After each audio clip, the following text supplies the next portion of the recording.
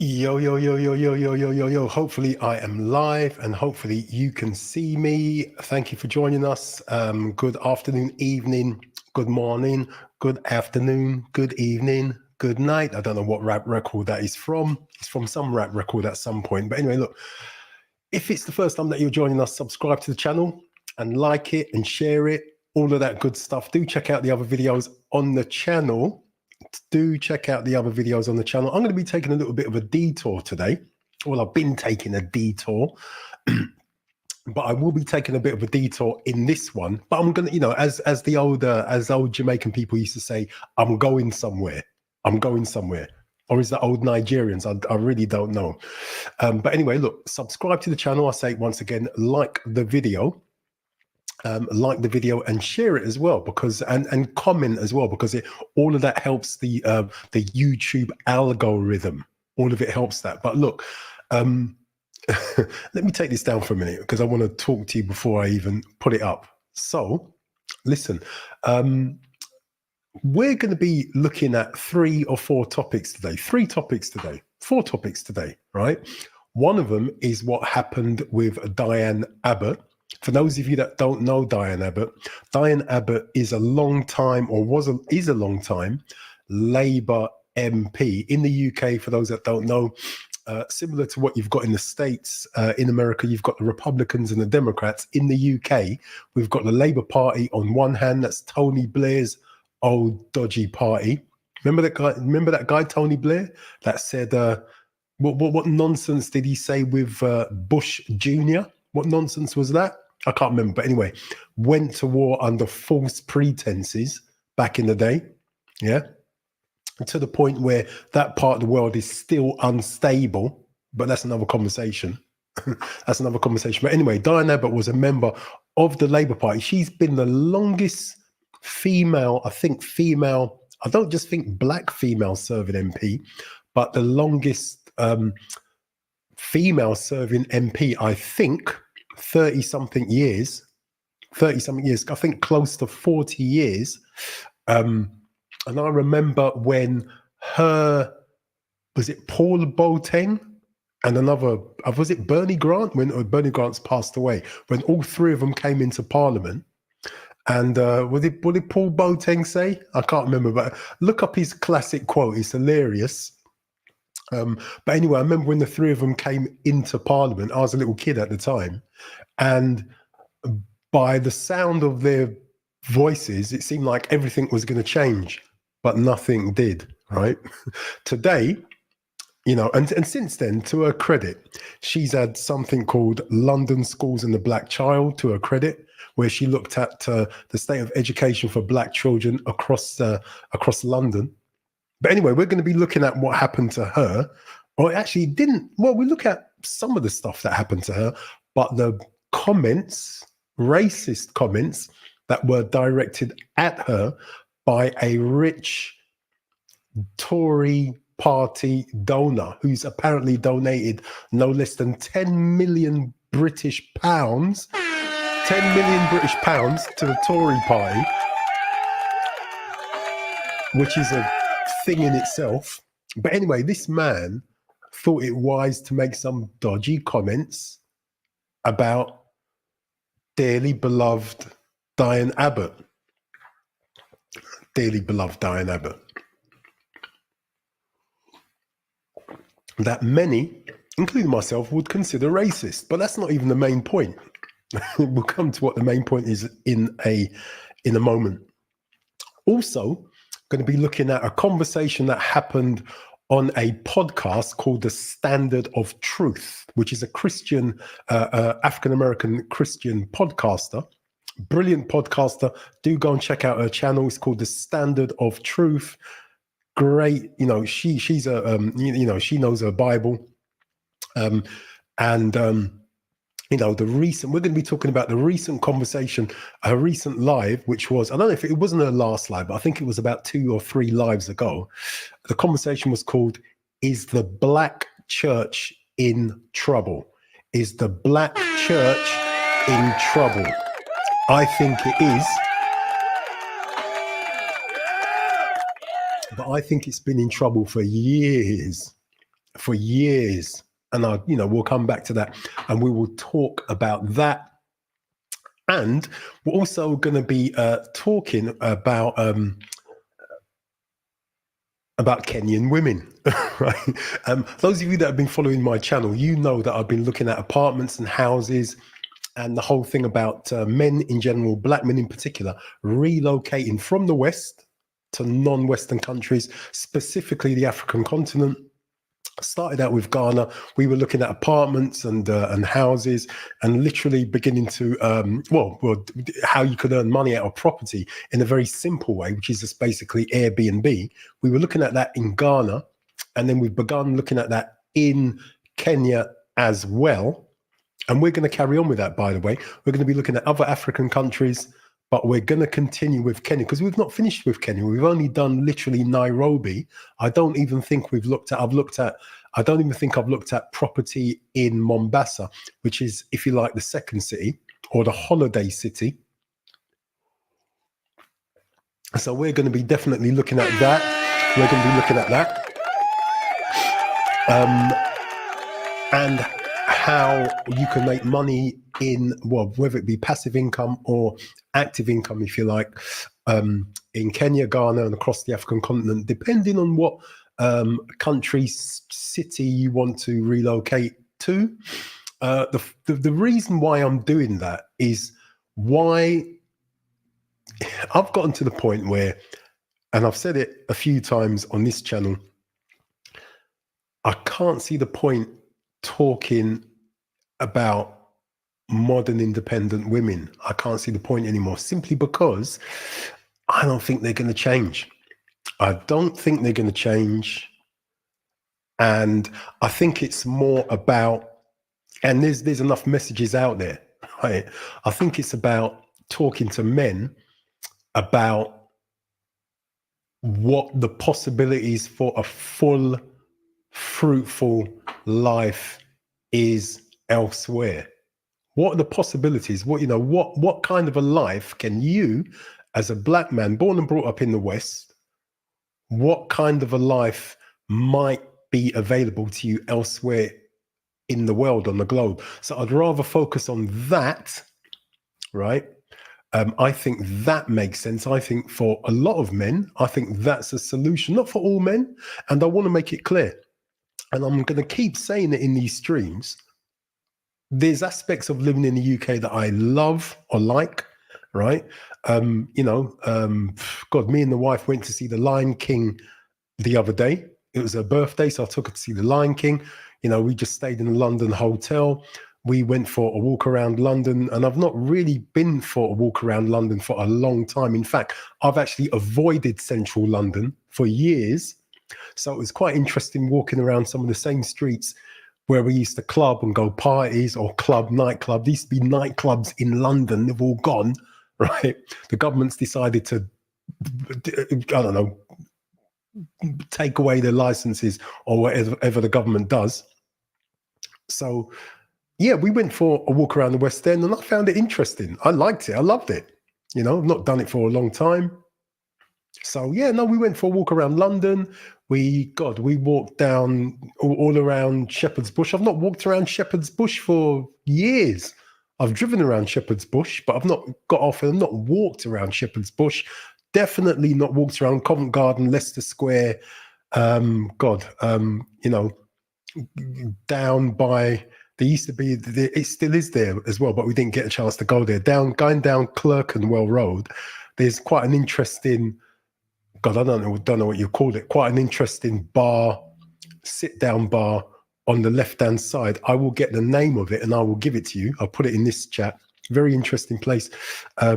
Behind what looks to be like a Georgian door, but it's actually a bar. You would never guess it's a bar. Didn't get a chance to go there, but some of these old places where we used to hang out are still there, and other places literally have gone. Some roads have been, I don't know, bulldozed. Where Tottenham Court Road is, there used to be a road behind Tottenham Court Road. There used to be a nightclub there called the Astoria. The Astoria has now completely disappeared, gone, to extend Tottenham Court Road tube station.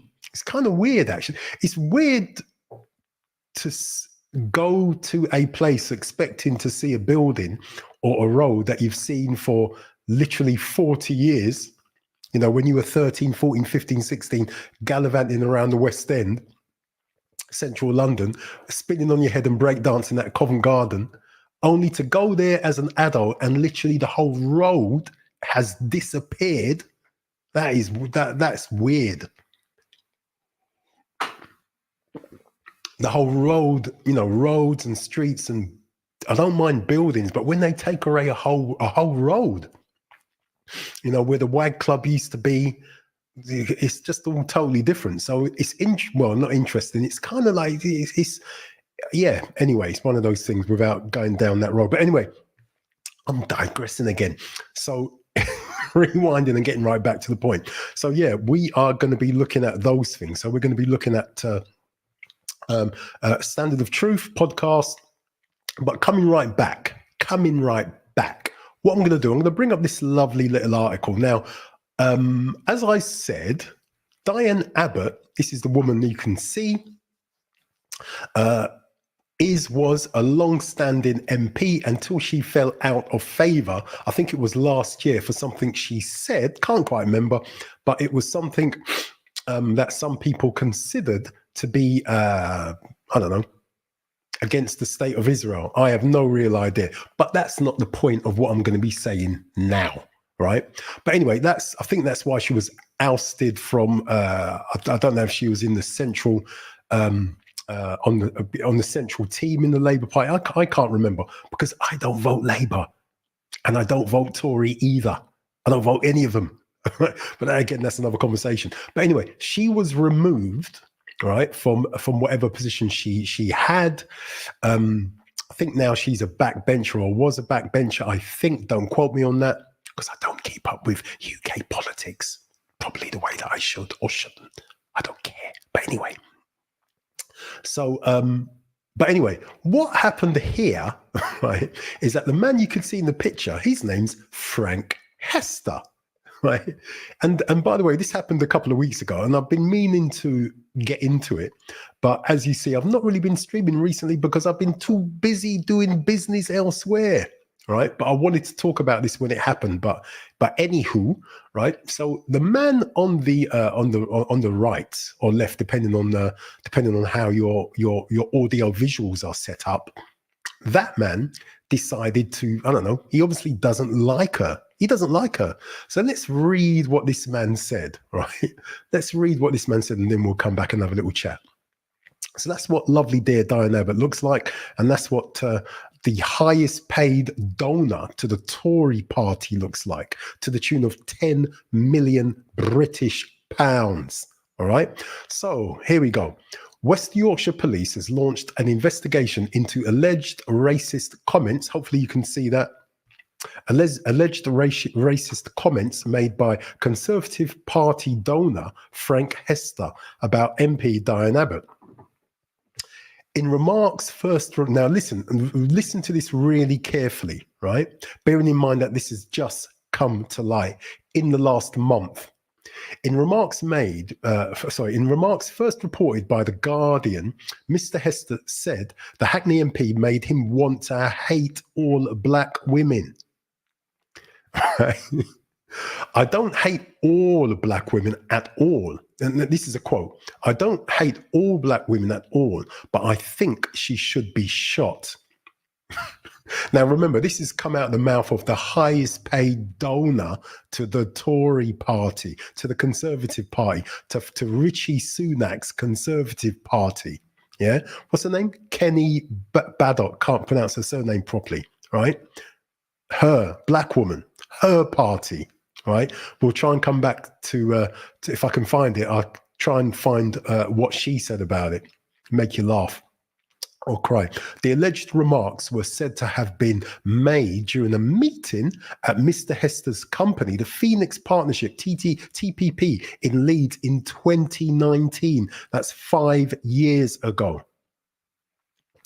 After the comments were reported, Mr. Hester, the Tory party's biggest donor to the tune of 10 million British pounds, released a statement admitting he had been rude about Miss Abbott, but said his criticism had nothing to do with her gender, her being a woman, nor her skin color. Now, remember, his comment was, let's find it. I don't hate all black women at all, but I think she should be shot. She should be shot. So that's a reference to her gender. Let's find the rest of his comment. Has it got the rest of his comment here? Because he said more than this. We'll try and find the rest of his comment, but yeah, actually, let's read the rest of the article. The force said it had taken over the investigation from the Metropolitan Police Service's Parliamentary and Investigation Team, which had originally been contacted by Mr. Hester's about Mr. Hester's alleged remarks. I wonder when. This is the first time the comments had been brought to the attention of the police. Really? Right. West Yorkshire Police said in a statement. It added, our officers have since been working to establish the facts and to ultimately ascertain whether a crime had been committed. I think it has, personally. But remember, this guy has contributed £10 million to the Tory party. So what do you think Rishi Sunak's going to do about it? Yeah, I'll leave that. I'm going to leave that to you to guess. We recognise the strong reaction to these allegations and appreciate everyone who has contacted us since the article was published. But when was the article published? What was it? 4 years ago? Or was it literally in the last month? That's the question. And we'll come back to that. As we continue our inquiry, we are keen to hear from anyone who could directly assist our investigation. Having initially stopped short of calling the alleged comments racist, Prime Minister Rishi Sunak has since labelled them as such. Well done, mate. It took him long enough.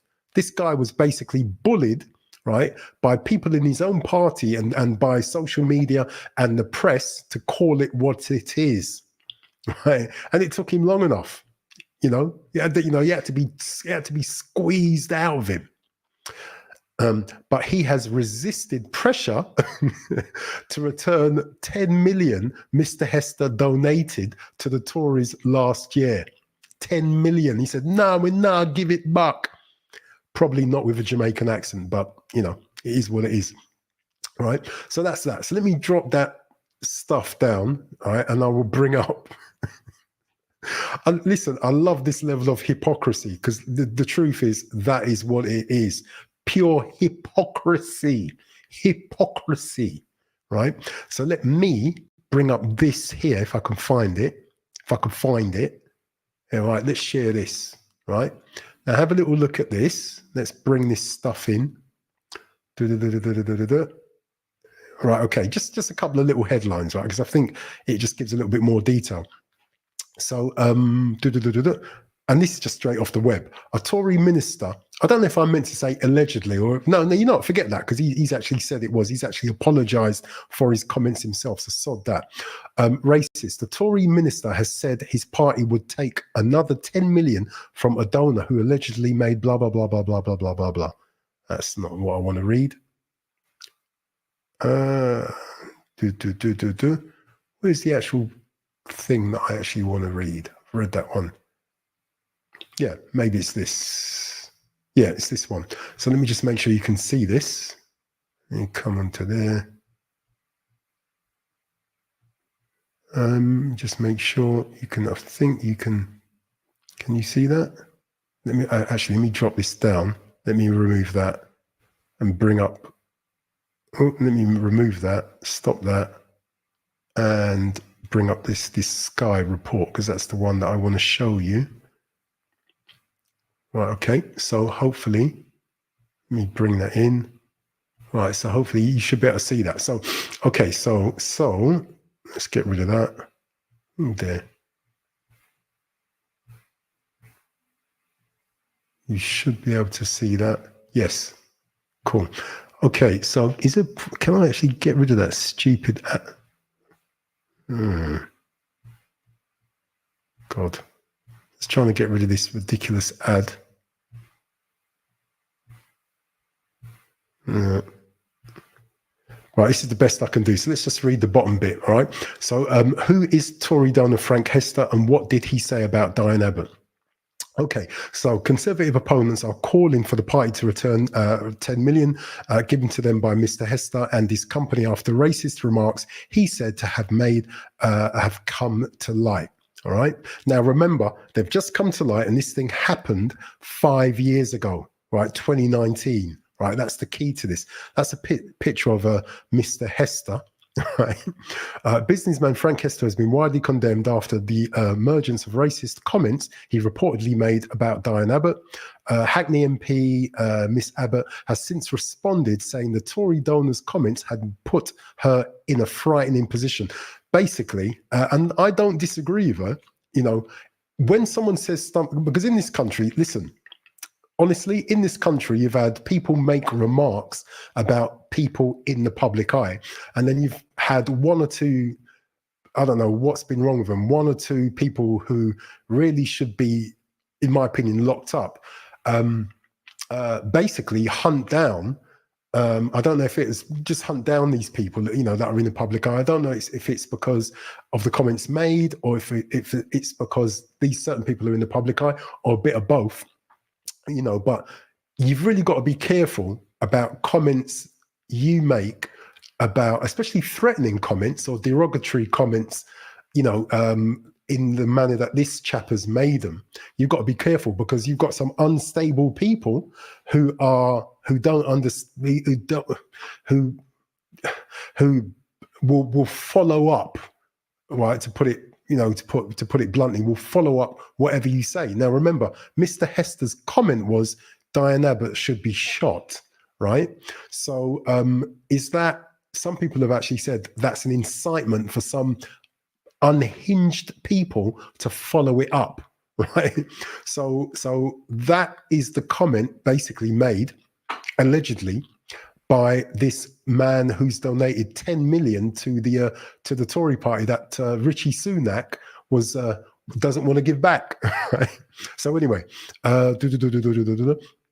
but who is Mr. Hester and what is he reported to have said about Miss Abbott?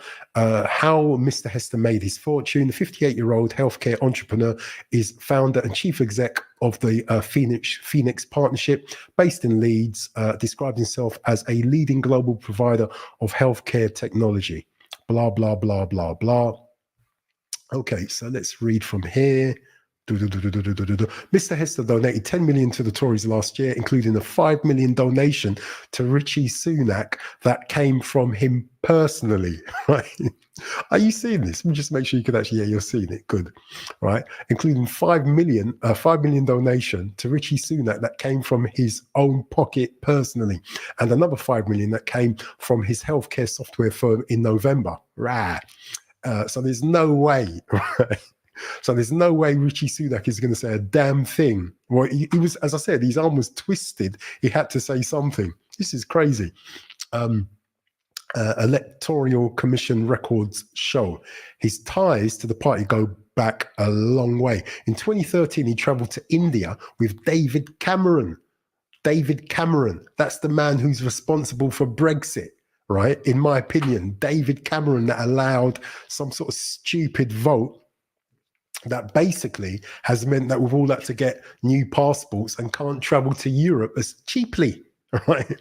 In 2013, he traveled to India with David Cameron, the then Prime Minister, as part of what was Britain's biggest ever trade delegation. This trip is worth a lot of money to us. It's inevitable, Mr. Hester reportedly told the Financial Times during the trip.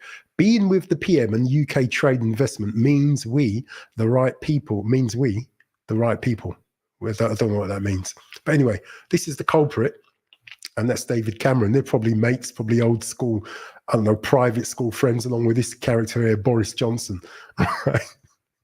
The following year, Jeremy Hunt, some people might pronounce his name slightly different. Right?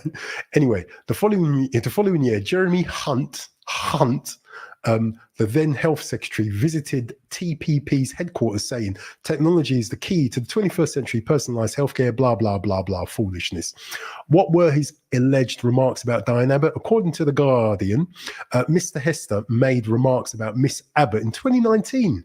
During a meeting at his Leeds company headquarters, the publication claimed he said, "It's like trying not to be racist, but you see Diane Abbott on TV and you're just like, you just want to hate all black women because she's there."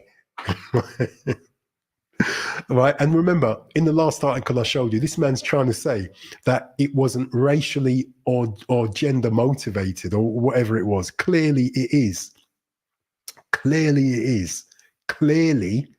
Right. And I don't hate all black women at all, but I think she should be shot. I'm laughing, but it's not funny. I'm laughing, but it's not funny. You know, when you laugh out of disgust, you know, when something's so sad, right? That I was going to say, I'm not surprised. I can't say I'm surprised because, you know, as time goes on and as times change, it's amazing how things simply stay the same. Stay the same. Right. There was another article I was going to show you about a poll that was done in the UK about racism, but I saved that for another occasion. Right. Anyway, right. So what are the latest allegations? The Guardian later published more alleged comments made by Mr. Hester about race. This time during a meeting, he called for foreign workers at his company TPP to address allegations of racism made by former employees in 2019.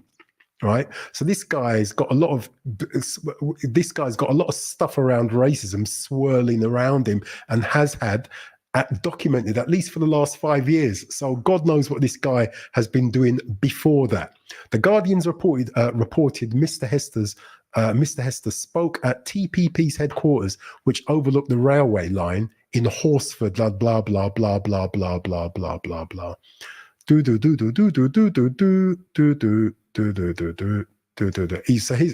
this is him speaking again. He is alleged to have then spoken about how staff should be able to joke and tease each other in a loving way before adding, "I think we all know the difference between a racial slur and perhaps Asian corner," which is still going on here today. I don't know what he means by Asian corner, unless he's thinking about Speaker's Corner at Hyde Park. But honestly, I don't know what the guy means by that. I don't know what he means. Sky News has contacted Mr. Hester for comment on the latest reports. How has Mr. Hester responded? A spokesperson for the entrepreneur released a statement saying Frank Hester accepts that he was rude about Diane Abbott in a private meeting several years ago, but his criticism had nothing to do with her gender nor her skin color. The Guardian is right when it quotes Frank saying he abhors racism, not least because he experienced it as a child of Irish immigrants in the 1970s. It is true. For those that don't know, it is true. As my grandfather told me and my mum told me, right? When they came to the UK, the signs basically said no, and this is God's honest truth in this country, right here in Blighty, good old UK. No dogs, no Irish, no blacks, or no dogs, no Irish, no wogs, right? Or whatever the hell it was. And that's the God's honest truth. That's the history of at least Caribbean people coming to the UK, right? That's the truth. I suppose the only difference is they're only going to know you're Irish when you open up your mouth. They know you're black from right down the road. Maybe that's the slight difference, Mr. Hester. Anyways, and I can speak Cockney as much as I want to speak Cockney, but the bottom line is it doesn't rub out my skin colour, does it? Does it, Mr. Hester? Doesn't rub out my skin colour, does it, mate? Yeah? Anyway, my wife said that I'm good at changing accents. I can speak a bit of Cockney, I can speak a bit of Jamaican. I can't speak any Nigerian, even though I'm trying, because I'm 50%, discovered I'm 50. Anyway, it's not about me. Anyway, I'm 50% Yoruba. Yoruba, not Yoruba, Yoruba, Yoruba. I'm going to ask if I'm pronouncing that right a little bit later on. Anyway, let's get back to this. He added, he rang Diane Abbott twice today to try to apologize directly for the hurt he has caused her and is deeply sorry for his remarks. Well, you know what? At least he's apologized. He wishes to make it clear that he regards racism as a poison which has no place in public life. How Miss Abbott has responded. I know Miss Abbott, I know Diane's done rallies and stuff like that and gotten a lot of support from mainly Black women. We'll come back to that in a minute. In her own statement, Miss Abbott, the first UK, In her own statement, Miss Abbott, the UK's first Black woman to become an MP, detailed how alarming the alleged remarks were in light of the murder. This is what I was referring to earlier on, the murder of 2 politicians since 2016, right? And I totally agree with her. So, you know, people in the public eye need to refrain from using the kind of language that Mr. Hester used. You can't. Can't remember who the 2 other politicians were, but I'm sure people that are going to watch this are going to be able to go to the web and simply search up the names. It is frightening, said Miss Abbott. I live in Hackney. By the way, God, what's the name in Hackney? There used to be a road in Hackney that they used to call Murder Mile. That was a road that was the nickname of a road. I can't remember the name of the road, but that was the nickname of the road. And my old church used to be on that road. Can't remember the name of the road though. Cannot remember the name of the road. But would you believe it? Hackney pretty much has been totally gentrified. So Diane, who's still the MP to my knowledge of Hackney, she's witnessed, she's sat there. And one of the things I've got against Diane is that she's presided over the gentrifying of an area that used to have a thriving Black community, similar to Brixton. But Diane Abbott has been there, the MP in Hackney, for years, and pretty much the whole of Hackney has been completely and utterly gentrified, totally gentrified. Yeah. So I know that, I know that in America, if you're going to be watching this from the States, I know that, New York's been gentrified, Bronx, Brooklyn, all of these places that had big, massive African-American ADOS populations. I know they've been gentrified. I know the rents have gone sky high. I know the apartment and the house prices have gone sky high. I know that. It's happened in Miami, where my brother lives in Miami. That's beginning to be gentrified. I don't know if a whole heap of rich white people want to live around a load of Haitians and Jamaicans. I don't know. And Seventh-day Adventists. I got nothing against Seventh-day Adventists. My brother's one. Don't know do you want to live around a load of Seventh-day? And anyway, but whatever. But gentrification, man, Hackney has been completely and utterly gentrified. You walk down Murder Mile now, right? You're lucky if you see a Black person, right? You used to be you walk down Murder Mile, you just say, hello, Mrs. So-and-so. Hello, Mrs. So-and-so. And Mrs. So-and-so say, it's how your father, it's how your mother. Say, she's well, he's well. Me see you at church on Sunday? Yes, I see you at church on Sunday. Right, you've got no intention of going. You've got no intention. But anyway, you just say that to make her feel happy, because otherwise, anyway, whatever. And Brixton's been gentrified as well. So I know what it is to, you might say, how do you stop it? How do you stop it? If you're the local MP, right, you've got to be the voice for the people in your constituents. And I am not sure to what extent, I don't know, to what extent has Diane Abbott ensured I don't know what you want to call it, the continuation, the stability, the all of those bits and pieces for the African Caribbean community in Hackney. Sorry, but that has to be a question. It has to be. Similarly, Lee, when you think about Brixton and you think about the loss of whatever of the black community in Brixton, right? I don't know who the local MPs for Lambeth were. Brixton is in a borough called Lambeth, for those of you that don't know. But at the end of the day, right, it's the local MPs, right, that solidify community or work against it. Diane Abbott has been in Hackney for years, and I can't see it. I can't see how she's helped the black community to control Hackney. I've got to say it. In the same way that the Asians may control Southall or wherever they live, and that's great. More power to them. I'm not knocking them. Good for them.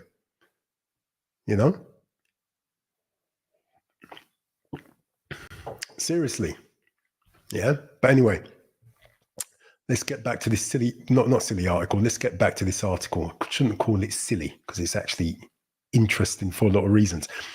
It is frightening, said Miss Abbott. Hopefully you can see this. I live in Hackney and do not drive, so I find myself at weekends popping on a bus or even walking places more than most MPs. And so she's right. She's got a point. I agree with her. I'm a single woman, not married, and that makes me vulnerable anyway. But to hear someone talking like this is worrying, and I totally agree with her. It is worrying. She added, for all my career as an MP, I have thought it important not to live in a bubble. Not to babble. No, I didn't mean babble, but not to live in a bubble and to mix and mingle with ordinary people on Murder Mile.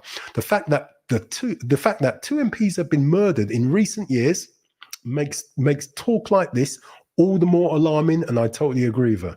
Totally correct. PM's spokesperson said comments racist and wrong. Yeah.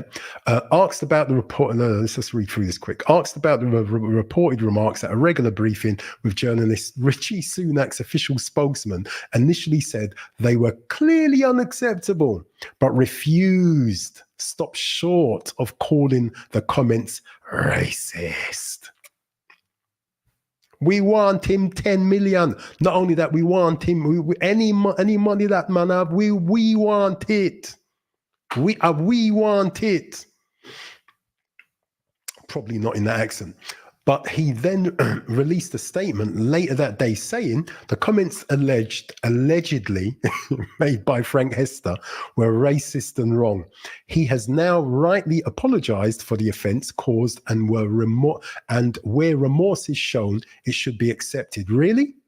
So just because this guy has been pressured to basically show remorse, Diane Abbott should accept it? I don't think so. No. I don't think so. I think he should be investigated, right? Up to his flipping eyeballs, basically. I don't care if Richie Sunak wants to give back his 5 million. I don't care. I don't care. He's not going to give it back anyway. He's not. Right? I really don't give a monkeys about that, right? But he should be investigated up to his eyeballs, both Richie Sunak and his mate Hester. The Prime Minister is clear there is no place for racism in public life. And as that's a joke, isn't it? Now, let's read that nonsense again. The Prime Minister is clear that there is no place for racism in public life. And as the first British Asian Prime Minister leading one of the most ethnically diverse cabinets in our history, the UK is living proof of that fact. So give back the 10 million. Right? I'm not going to play this clown. Let's move on. Work and Pension Secretary Mouse, blah, blah, blah, blah, blah, blah, blah, blah, blah. Yeah, let's read what this joker's got to say. Right, so Keir Starmer, for those of you that don't know, Keir Starmer is the current leader of the Labour Party, right? So Keir Starmer, London Mayor Sadiq Khan, and other political opponents of the Tories have demanded that the party return the 10 million that Mr. Hester has donated. The Labour leader told ITV's Lorraine, she does morning TV, right? The comments about Diane Abbott are just abhorrent. And Diane has been a trailblazer. She has paved the way for others. She's probably faced more abuse than any other politician over the years, and on a sustained basis. And I'm sorry, this apology this morning that is pretending that what was said wasn't racist or anything to do with the fact she's a woman, I don't buy that, I'm afraid. And I think that it's time the Tory party called it out and returned the money. Not going to happen. The PM has the PM has not directly commented on the demands, nor has the Conservative Party, and you shouldn't expect them to. Asked if the party should return Mr. Hester's donations, Mr. Stewart, I don't know who this man is, said, I'm not going to bother reading this comment because I've got no idea who he is. So there you go, right? So that's the clowning, right? That's the best way to say it. That's the clowning that's been going on, right? I find it completely hilarious and sad at the same time, right? But that's the clowning that's been going on. But listen, I was listening to my brother Danny God, right? Danny God does a radio show on Genesis Radio on Monday from about 6:30 to about 8 p.m. Go and check it out, right? You can find it on the internet. Not Genesis Radio. Apologies, Danny, if you're listening. Lightning Radio, lightningradio.co.uk. Right, that's their website, and you can listen to him Monday from about 6:30 till about 8. He made a point. He had an angle. So I'm not going to take credit for this. I'm going to tell you where I got it from. Listen. So remember, these comments were made 5 years ago, right? These comments, these racist comments by Mr. Hester were made 5 years ago. 5 years ago, not even really in the public eye, but in a meeting in his company. Remember that, right? So why did it take 5 years for these comments to come to light? Why? And why now? Why now? Why now? Why did these comments come to light now? That's really what you got to focus on. And honestly, I didn't think about it, but it only makes sense when you begin to ask the question, what's going on now in the UK? What's going on now in the UK? So what did I get through my door late last week? What did I get through my door late last week? I'm not going to show you it, but it's around here somewhere. I normally throw them in the bin. I can't find it. It's around here somewhere. But what is going on in the UK, right, in May, early May? Can you guess? Can anyone guess? Can anyone guess what's going on, right, in the UK, right, in early May? 5, 4, 3, 2, 1. No? Local elections, right? So you got the local elections whereby we decide in this country, we decide who's going to be our local MP. So and you got the general election that's going to be that's more or less going to be scheduled for some time in December. Right. So remember, let's look at the whole picture now. I think you're beginning to get it, right? So you got the comments that were made 5 years ago, right? Comments that were made 5 years ago, and they've just come to light last month, or we'll talk about late last month, and then you got the local elections in I think it's around about the 2nd of May, and then you got the general elections happening in December. Right? What's been happening to Black Caribbean, African Caribbean support of the Labour Party in the last few years? What's been happening? I will tell you, right? Labour has been losing support. They've been losing the black vote. For those of you that are going to be watching this from the States, our Labour Party is the same as your Democratic Party, all right? Regardless of Tony Blair's champagne socialism, regardless of that, our Labour Party, right, is the same or similar to your Democratic Party, right? So this party has been losing the support of African Caribbean people over the last few years. You know, as African Caribbean people, if you like, have become more what's a good way of saying it, have become have moved up into the middle classes, for want of a better phrase, and have begun to own their own businesses, become more, if you like, upwardly mobile, all of that good stuff, right? They've basically really just stopped voting Labour. Black people in general have always been conservative with a small c anyway. In the Caribbean, in West Africa, most black people are conservative with a small c. That's just a fact. It's only when we came to the UK, it's only when we came here that that we basically started voting Labour. To be honest, I don't even really know why, because it wasn't really as if the Labour Party were any less or any more racist than the Tory Party, honestly. But, we started voting Labour, right? And that's been quite consistent, literally up until about 10 years ago. Even the couple of times that I voted, right? I'm pretty sure even I voted Labour years ago, right? But I'm pretty sure I did. I just haven't voted for a long time because I can't see the point. Anyway, it's another conversation. So the black vote in the UK has been nosediving. And in the last 2, 3, 4, 5 years, it's not just been nosediving, it's been going down like that.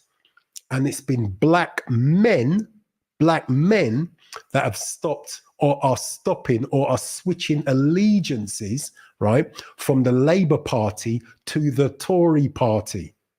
From the Labour Party to the Tory Party. And there's reasons for that. There's reasons for it. Generally speaking, men in general, black men in particular, are sick and tired of being called toxic, sick and tired of having all of these slurs directed at us. Sick and tired of having that. And this came from my brother, one of my older brothers who lives in the UK, and his wife. At the time, when they told me they voted Tory, it's about 6 or 7 years ago. When they told me that they voted Tory, I was like, why'd you vote Tory? Why'd you vote for them? Right? And I couldn't believe they voted Tory, because to me, the Tory party were just racist and right? And I was like, no. If you're going to vote for anyone, you can't vote Tory. Right. And my sister-in-law's reasoning was, she doesn't want her hard-earned tax money, right, what she's worked for, she doesn't want that to go to, I'm going to say, because these are her words, not mine. She doesn't want her money to go to, what she said was, women who've just decided just to make babies and can't look after them. That was part. She said a load of other stuff, but that was part of what she said. And I was like, no, you got to help people that can't help themselves. And I still think that. I still think that now, to be quite honest with you. But I'm going to be honest, right? A lot of men want a party who stands for family values. That is what a lot of men want. Not just black men, actually, but white men too, men in general. And a lot of men feel, to use that word, that is not the Labour Party, right? So men in general, I'm talking about black men in this case, simply have shifted allegiances away from Labour. They may vote Tory, they may vote Lib Dem, they may vote for the Green Party. I've got a friend who wanted to stand as was it an independent or was it as a Green Party member? I can't quite remember now, but that was what he wanted to do. And you've had one or two other black male people that have stood as independents and stuff like that in the London area. But the point I'm making is, black men in general, black men in particular, have begun to shift from Labour to other political parties, might be an independent. That's just been a shift. So when we think about this whole Diane Abbott issue, when we think about when it happened, which was 5 years ago, when we think about the fact that we're only hearing about it now, and when we think about the timing of it, that has happened before a local election and before a general election, what is that all about? What is that? What's the purpose and the aim of it? Why now? Why now? So what my friend Danny God was saying on his show was, Basically, there's a reason for the timing. And the timing is the point of it is to try and shift, because even black women have been moving their vote from Labour to the Tory party. Even black women have been doing that, right? Even black women have been moving their vote from Labour to the Tory party, right? So what's that? So why report that Diane Abbott issue now? So the point he was making, and I totally agree with him, is to basically bring back that black vote. Bring back that black vote from whatever party, from wherever we've gone, for whether it be the Green Party, right? Whether it be the Tory party, whether it be the group, the Lib Dems, but to bring back that vote back to the Labour Party, right? Back to that's what that one's all about. That's the only logical reason as to why this has all come to light right now, at this time, at this moment, when the thing happened 5 years ago. When the thing happened 5 years ago. Why now? Clever. And the truth is, you're going to get a lot of black people that are going to fall for it, that are going to say, oh, the Tories are racist, Tories are racist, the Tories are racist. Let's vote Labour, let's vote Labour, let's vote Labour. Adangby, the Tory party is the Conservative party, bro. But good to have you aboard. But it's this whole thing about, no, I'm gonna run to vote Labour. When the truth is, you got to listen to Danny God's show on Lightning Radio, lightningradio.co.uk, lightningradio.co.uk. Go and listen to the show, because he's like a dog with a bone, basically, right? He's been on the back of the Labour Party, basically letting all of his listeners understand that the Labour Party are no better or no worse than the Tory party. They're just no better or no worse. This whole thing about expecting the black vote, taking the black vote for granted in the UK, has been going on literally since our parents came to the UK in the late 60s, in the 60s, right? So you're talking about 50 years of black people, African Caribbean people in the UK voting for a party that has done sod all for us. Nothing, not one damn thing, nothing at all. I mean, literally nothing.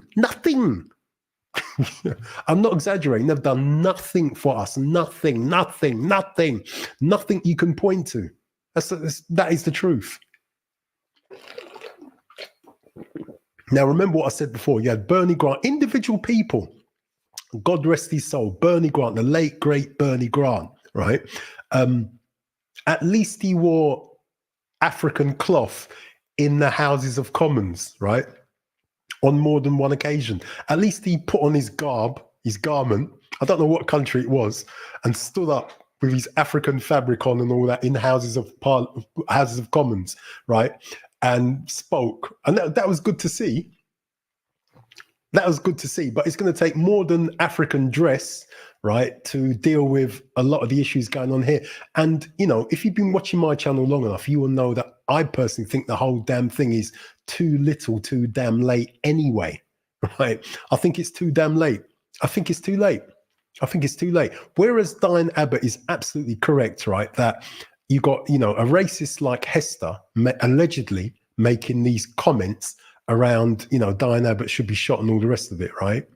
You can't be, it's actually dangerous to be making these kind of comments. So in that respect, no one is going to disagree with her. She's absolutely correct. I agree with that, right? But the timing of, remember, these comments happened 5 years ago. The timing of these comments right before local elections and general elections, right? Why didn't these comments come out 5 years ago? Why didn't these comments come out 2 years ago? Why haven't these comments? Why now? Right? Listen, if you're one of these people that think that things happen by coincidence, you need to think again. Nothing in politics happens by coincidence. Not one damn thing. Nothing at all. Nothing happens by coincidence in the world of politics. Nothing happens by coincidence. Nothing. Right. So the timing as of when these comments came out is what you've got to focus on right before local election in May, and you've got a general in the year of a general election, right? These comments directed at really to stir the emotions of black people, to get us riled up against the Tory party, because obviously they're not going to give back the 10 million. And what are we meant to do? Well, what you're meant to do, Mr. Black Man, right? Mrs. Black Woman, or not Mrs. Black Woman, Miss Black Woman, right? What you're meant to do is run straight back to Labour and vote for them in your local election.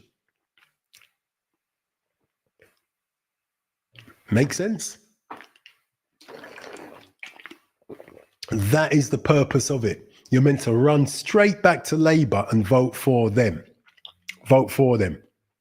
You see, if Labour did everything that they said they were going to do, right, then that'd be okay. But they speak with forked tongue.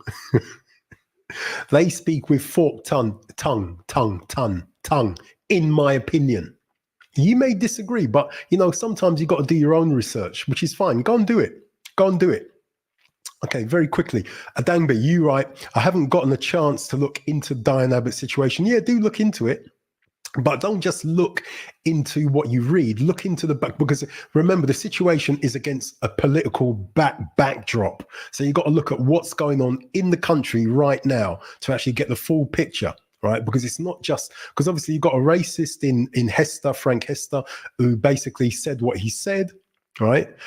This man's donated 10 million, the highest donations, right?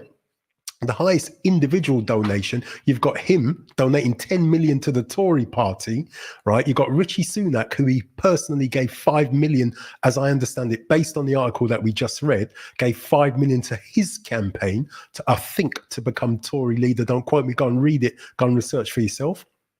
Right. So you've got that whole thing, which on the surface is terrible, and it is for very obvious reasons. So no one's going to question that, neither myself. Right. Hopefully that's what you've gotten through what I've been saying. But it's the timing. As soon as you realize this thing happened 5 years ago, you have to ask the question, why is it just coming to light in 2024 when it happened in 2019? That's the question.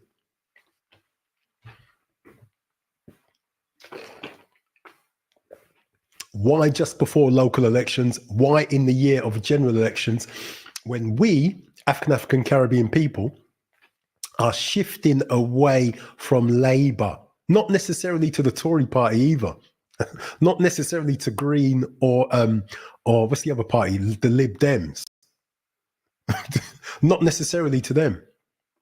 You've got a range of independents, and the truth is, as I've been saying on this channel now for about a year, there is no more black community in the UK. And it pains me to say, the first time I came to the realization there is no longer a black community in the UK, I felt it right here. I felt it in my chest, man. And I realized it while I was doing the stream. And the stream I realized it on was when, and I've kind of, I've slowed down listening to American content creators, but when Courtney Michelle was having beef with Chantel Simone, and I love both of those women, right? But Chantel Simone was correct. She was correct. It's as simple as that. She was right. It was that whole thing about save yourself, black man, or save your community, black man. You may remember that, right? And I just thought to myself, no. There is no community, and don't get me wrong, the situation for African Americans, ADOS Americans, is similar but different to us in the UK. And I get the feeling that there is some kind of community left, some kind of ADOS community left in the States, but there is none in the UK, right? And I know some people in the UK like to say that, black church in the UK is the black community. I know it's not. It isn't, all right? The black church in the UK, you see these people on a Sunday, once a flipping week, man. People you see once a week, right? A lot of churches in the UK don't even allow you to do Bible study. Seriously. Not just because of COVID, they're just given up doing it. So people that you see once a week, a community that does not make, or at least just not the kind of church I grew up with. These people used to come around your house for Bible study in my house where I used to live, even though I didn't want them there. They used to come around. I couldn't watch Starsky and Hutch. I couldn't watch the $6 Million Man. Right? What other programs couldn't I watch? I couldn't watch John Craven's News Round. I couldn't watch Run Around. I couldn't watch any of these programs. I couldn't watch Thomas the Tank, not Thomas the Tank. I couldn't watch the Pink Panther. I couldn't watch Scooby-Doo. It seems like these people were around my house praying literally Monday, Tuesday, Wednesday, Thursday, Friday, Saturday, love. They were always around my house, just praying around my house. And sometimes these pastors used to come to me and try and convert me in my own flipping house. They're bloody ridiculous. So what you talk to me for? You know what I mean? Do I want to talk to you? Go and save someone else. Go out there and bloody well save someone else. Don't come and save me. I'm not interested. I don't need you to save me. I don't need saving. I want to watch the $6 Million Man. That's what I want to watch. I want to watch TV. And I don't want you praying in the other bloody room. I've got things. I've got TV. I've got written down what TV programs I want to watch. And I want to bloody well watch that. That's what I want to watch. I don't damn well want you praying in my house and causing noise that I can't watch bloody TV. But the point is, right? Sorry, let's calm down, slow down. But the point is, right? That was a community. When people come around your house, right? That's what a community is, right? When you do church on a Sunday, when you see people once a bloody week, that's not a church. That's not a church. That's not a church. You know, do you remember Brad Pitt's character from the 12 Monkeys, right? That's not a church. No, it's not. It's when you see a community, is when you see people regularly, Lee. Right. So I think you guys in America, if you're going to be watching this on the replay or whatever, right, you lot have still got a community, even though it's full of baby mamas, right? It's something, right? In this country, we've got no community left. There is no black community, right? Coming back to politics, right? So people are voting their interest now.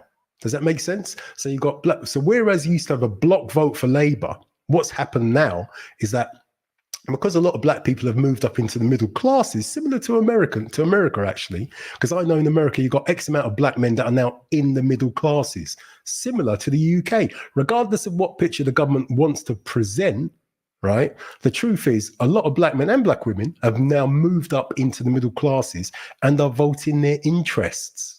Are voting for Labour, Tory, Lib Dem, Independents, the Green Party, and a load of other party. We've got a party called the Monster Raving Loony Party. I'm sure, right, some of the women here vote for the Monster Raving Loony Party, right? I'm sure they do. I am sure they do. I am sure they do, right? So what Labour's trying to do, I believe, right, and Danny God on Lightning Radio pointed it out, right? Go and check out his station. You'll find it on the internet, lightningradio.co.uk. Great discussions, but very good discussions around the shenanigans that the Labour Party tried to play or have played, right? This, I think, and I agree with Danny, this being one of them, the timing, the whole thing, that the aim is to get back the black UK vote. That's what this one's all about. So, you know, don't take my word for it, guys. I've gone on about it long enough. Do go and do your own research. Danby, go and do your own research, bro. You wrote here, I'm just going to read out some of Danby's comments very quickly. Yeah, but why are black women voting for the Conservatives? Well, you know, black women vote. You've got a lot of people voting for the Conservative Party for various different reasons. You know, you're going to get black women voting for whoever. But the bottom line is, in the UK, Danby, mostly, for the most part, black women vote Labour, because that's where most of the perks are from. You know, it's the whole thing about, it's similar to the Democratic Party. It's the whole thing about they get more benefits under Labour. It's as simple as that. It's literally that simple. More benefits under Labour. Yeah. Danby also writes, not really any black community in the US either. So not really any black community in, not really any black community in the US either. Everyone is thinking about themselves. I hear that, quite sad really, but I take your word for it. When African Americans become more integrated into American society, and the majority's culture began going down, African American culture, or what was left of it, began going down as well. I hear you. Also, I also think it's well, I talk about the UK. There's been what people have tried to do in the UK is redefine what the word racism means, right? They've tried literally to shift the meaning, right? So it no longer specifically is about color. Does that make sense? So if you can make the word racism mean prejudice, just general prejudice, then what that means is that I'm not related to systematic power, which is what racism actually means. Then what you can do is disarm people that with this complexion, so that they do not have the vernacular to talk about the situation that they are in. Does that make sense? So they've mixed up, swapped around, Free Card Molly. You ever played Free Card Molly on Oxford Street? It's the whole thing about just mixing stuff up really, really quick, right? So that the word prejudice now means racism, and the word racism now means prejudice. That's what's gone on in the UK, on television and in schools. But anyway, it's another conversation. Listen, so, do go and read all of that stuff for yourself. Go and read it all for yourself. And, you did hear me, moving on to the second topic, you did hear me talk about church a little bit, didn't you? Right. So I also, in the last couple of weeks, I've been looking at a brilliant podcaster. I actually remember it's called The Standard of Truth. She's a Christian African-American podcaster. Brilliant discussion. She knows her Bible, very Bible-based. I got to be honest, I love listening. I love her discussions, right? So she had a discussion, was it recently? I'm sure within the last week, right? I think she streams 2 or 3 times a week. Very good conversations. She knows her Bible, as I said, and she's not afraid to try to deal with current topics and, tries to make the word applicable for what's going on today, right? But still tries to stay Bible based, right? Which I think is good, right? So anyway, she had a conversation entitled, or a live stream entitled, "Is the Black Church in Trouble?" Right. So that was the conversation. What I would normally do, and I'm trying not to do it anymore, I would normally play a bit of the live stream and critique it and talk about it. But the problem with YouTube at the moment is that you don't know whether or not they're going to give you a strike or do something silly on your channel. So you can't do it anymore. At least I don't want to do it anymore. So I would tell you what it was all about. In the conversation, she had some guest up. Did she or did she not? No, she did. I don't think she did. But actually, no, she did, didn't she? Right. So the conversation they were trying to have, or that they did have, was, as I said, why is the Black church in trouble, or is the Black church in trouble? Right. And so they spoke about church leadership, church leadership not following the Bible, shying away from following the Bible, and bits and pieces like that. And all of it was correct. Everything they said pretty much was correct. I'm not knocking it, but there's a couple of areas that, for some, I'm not sure why. Excuse me. There's a couple of areas. I hope you didn't hear that, but anyway, there's a couple of areas that they shied away from, right? And I sat there waiting to see, and I did add to the chat as well, right? There's a couple of areas that they shied away from, right? Which for me, if you like, are some of the biggest areas, some of the biggest issues in, I'm going to call it, the collective Black Western church, right? Now, why can I say this? I can say it because I'm a Christian, right? I've been a Christian. I've been a youth pastor. I got baptized. I had to go to church when I was a little baby, but I got baptized in the late 90s, right? I've been a youth pastor. I've run men's ministry. I've co-led men's ministry starting, 24 years ago. literally, right? And I've been doing it off and on ever since, as well as doing a load of other stuff in church, right? So I can talk, and I'm going to, right? And what I like about her conversations is that she speaks very freely. Do go and check her out, Standard of Truth podcast. She speaks, she's not afraid to speak very freely about how she sees the church and church issues and how the church relates to society in general and all of those bits and pieces. So I think for those reasons, great podcast. But, you know, but two things that they didn't talk about in terms of why the black church in America, and I'm going to add the UK, not the African continent, because a lot of this stuff they don't go for yet on the African continent. But one is Christian feminism, right? And the fact, and whether or not Christian feminism has feminism has a part in the Bible. They didn't touch it. They didn't touch that conversation at all. Right. And also the fact that most Pentecostal, Black, Baptist, whatever churches in the West do not have men's ministries, right? Or the men's ministries are weak. They have women's ministries, but they don't have men's ministry. So there's no or very little male development for males, whether they be young males or older males. There's very little development in the collective black church, whether it be in America, I believe. I mean, at some American churches, because I've checked, and UK churches, you've got fairly decent men's ministries. But, you know, on the whole, there are no men's ministries at all in any of our churches at all, right? So there's women's ministries, you've got a creche, you've got something for the old people. They take the old people down to the seaside so that the old people can, you know, wade in the water. Wade in the water, you know, so that they can wade in the water, all of that good stuff, which is absolutely fine.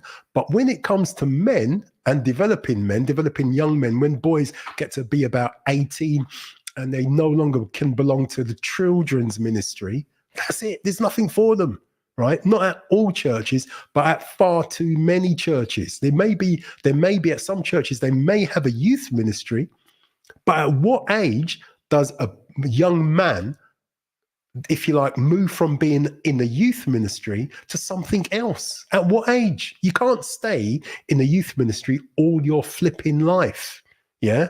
Until you're what? So you don't go from a children's ministry to a youth ministry. Youth ministries may go on, I don't know, to when the kid is about, you know, early 20s, maybe 18 to 24, maybe, right? But what about after that?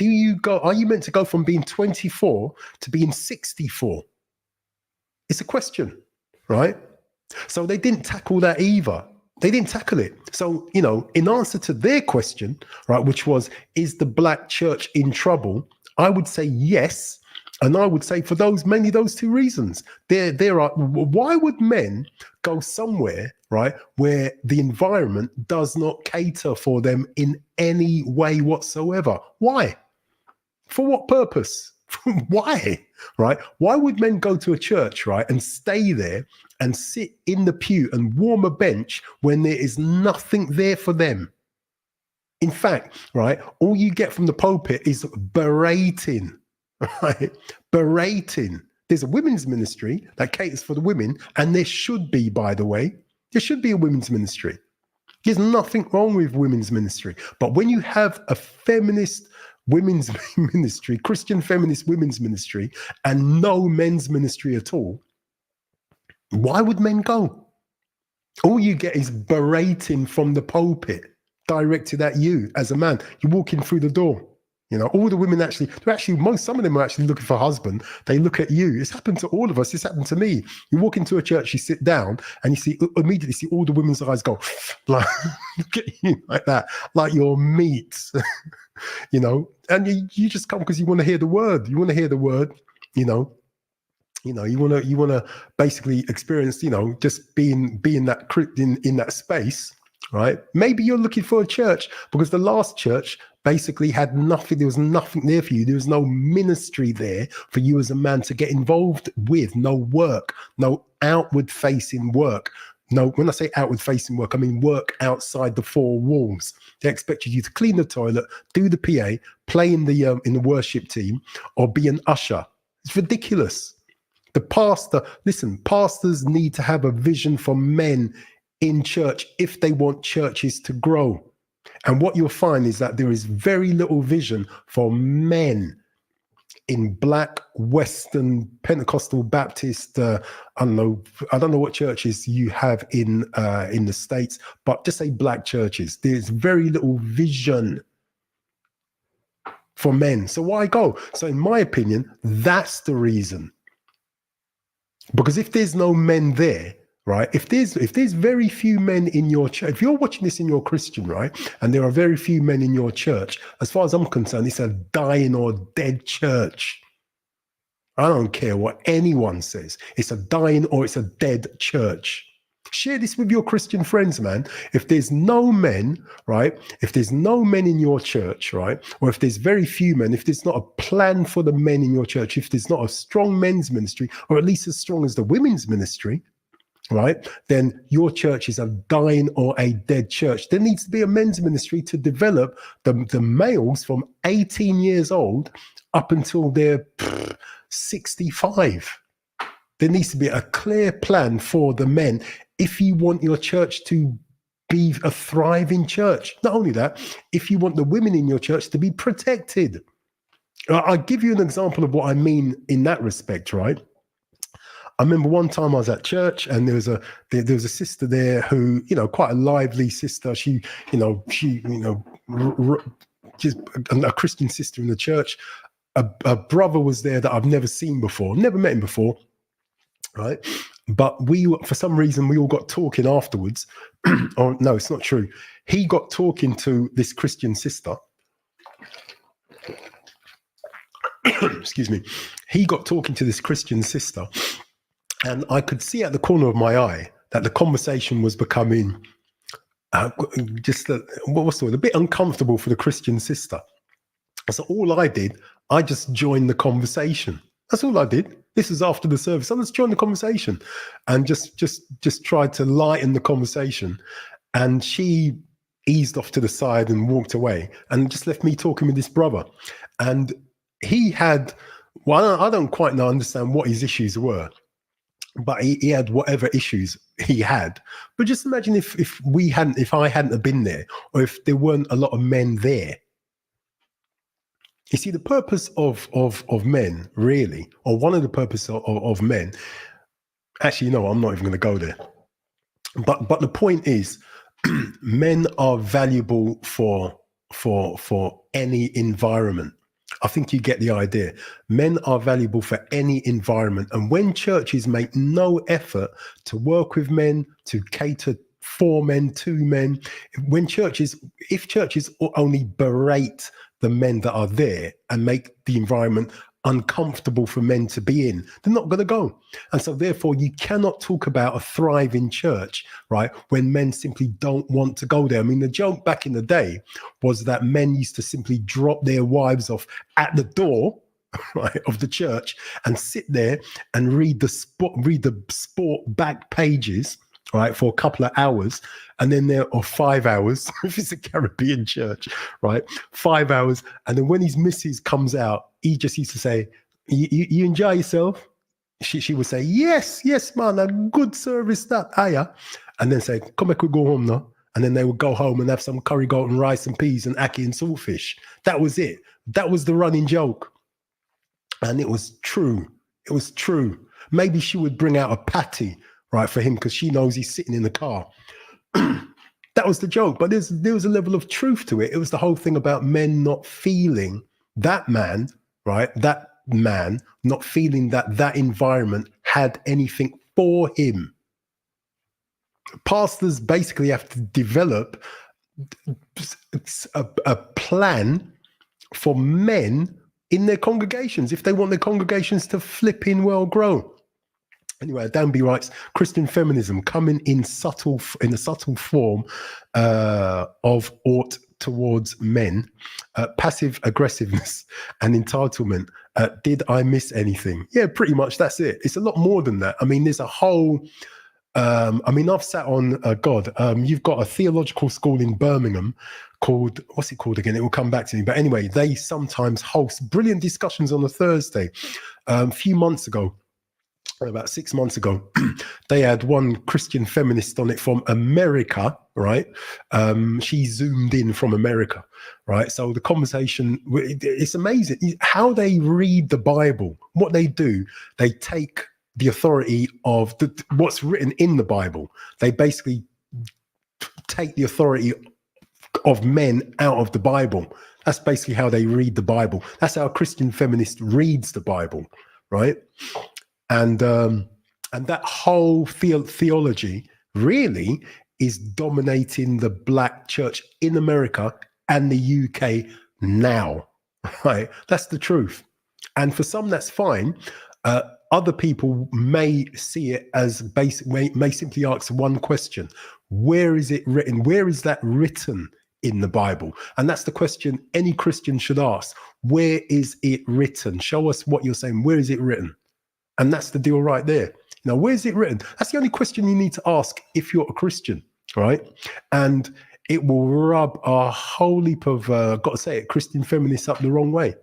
You know, it's as simple as that. But the point is, pastors need to, and one of the points of the Standard of Truth podcast is that she did, to her credit, they had a conversation around pretty much, and she showed some clips and stuff like that, where she quite rightly said, these pastors are trying to appease the world, right? Or if you like, man's culture, the culture of society, rather than adhering to God's culture, right? Does that make sense? The two are different, right? In that sense, she was correct, right? But anyway, right? So anyway, the church, you know, I just simply said all that to simply say that the church in the West, if you like, is dying, and I'm a member of the church in the West, right? So I feel I have the right to speak.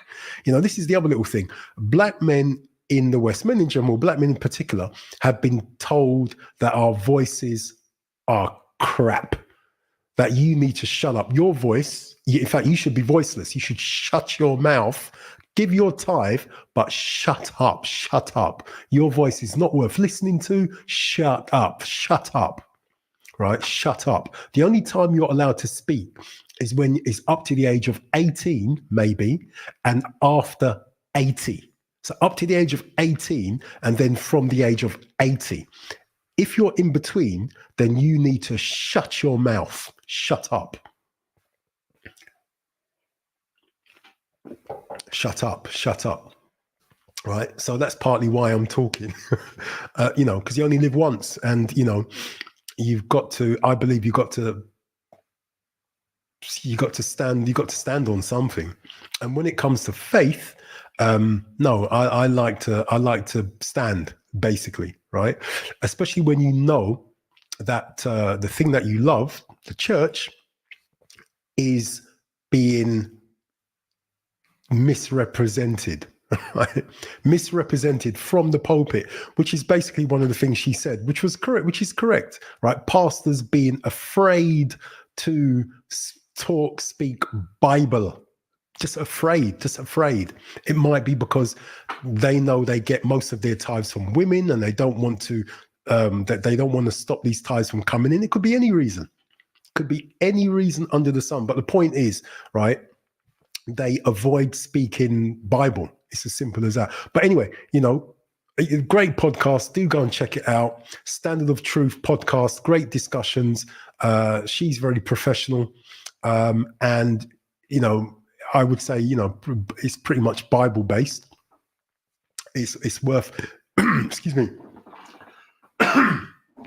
definitely worth checking out. Right. Anyway, right. Going to get on to the last thing I want to talk about. Actually, there's one other little thing. I'm pretty sure, even though what's happening with what's her name? Fanny. Can't remember what her surname is now, right? But anyway, you know, she's a DA who's been put in charge of prosecuting Donald Trump, right? Another two podcasters, actually. The lead attorney's been really doing that. I've been following that. It's been hilarious, right? I've got to say, you know, listen, if you're one of my African American brothers or sisters, man, you lot are crazy. I thought we were crazy in this country, right? But you guys Fannie Willis, thank you, Adambi. But you, my African American brothers and sisters, man, you lot are crazy with a capital Y on the end. You lot are crazy. This Oman, right, Fannie Willis, right? One of my ADOS African American sisters, right? Middle-aged, one of my African American middle-aged sisters, right? She's been having a fling with one of her underlings, right? So I don't even quite understand it. But anyway, they've had this long court case, right? Which has been crazy. They've tracked their phone, the GPS on their mobile phones. This guy called Nathan. Is it Nathan? Nathan Wade? Have I got his name right? Dang me if I've got his name wrong. Just write in the chat. So this guy called Nathan Wade, who's been having a married man, having a fling with his boss, old Fannie Willis, right? Not Fannie Willie, Fannie Willis, Dangby. Get her name right. Been having a fling with her, right? And so they've tracked his and so they've all denied it, more or less. Did they deny it? I don't. Well, anyway, whatever, right? But the point is, they tracked his mobile phone stationary around her house. Oh God, look, it's just that's been a comedy show, right? But anyway, so they've had the judgment or verdict, whatever you guys call it in the States, whatever they call it in the States, and the judge basically said Fannie Willis can carry on with the court case against Donald Trump. I don't know if there's any point her continuing with it, if I'm really honest with you. I seriously don't understand the point of her continuing, because the focus is going to quite rightly be on her and the shenanigans with Nathan Wade, if I'm getting his name right. That's where the focus is going to be, right? So she may as well retire from the case, in my opinion. But anyway, the judgments come down. The judges said you can continue with dealing with the Trump case, Miss Willis, but your ex-lover, Mr. Wade, has to quit. You've got to get rid of him. If you keep him, then the both of you have to go. So guess what Fannie Willis has decided to do? Guess. Fannie Willis has decided to get rid of her lover, right? She's just kicked him to the curb, right? Just booted him, kicked him out the front door, and she's going to continue with the case. So I've just found that really quite funny. So you've had the lead attorney doing great commentary on that, brilliant, quite funny. He's had loads of people listening. I've been one of them. And I've got to say, Dennis Sperling has also done good commentary on it as well. And both of them, what's interesting is that both of them, they've got a 20 to 30 year background in law, right? So that's the key with this, right? A lot of people have made comments, right? But it's a lot better listening to people that are in the profession talking about it. So that's been the lead attorney and Dennis Sperling. Right, quite interesting. And to be quite honest with you, I mean, obviously, we've got no dog in this fight, right? We're in the UK. I'm living in South London. Well, actually, I'm not living in South London anymore. That's where I was born and brought up. But we're in London, man. We've got no dog in the fight. So it's just been a case of literally getting some gluten-free crisps, because I'm gluten-free, getting some gluten-free crisps, some carrot juice, and sitting down listening to the lead attorney's commentary of this foolishness, right? And it's been better than watching Netflix, man. Listen, people do talk about blackmail media, right? But honestly, some of the funniest stuff I've listened to, right, has been some American podcasts. It's hilarious. I've got to say, I don't care. I mean, in this country, you've got Sarah Garvey, very intelligent British podcaster that I listen to. Go and listen to his channel. Good conversations, right? And King Richards, he's funny. He just reminds me of guys that I grew up with, basically. Right, so good to listen to. And I do miss Falcon Black's conversations. And God, who else is there in this country?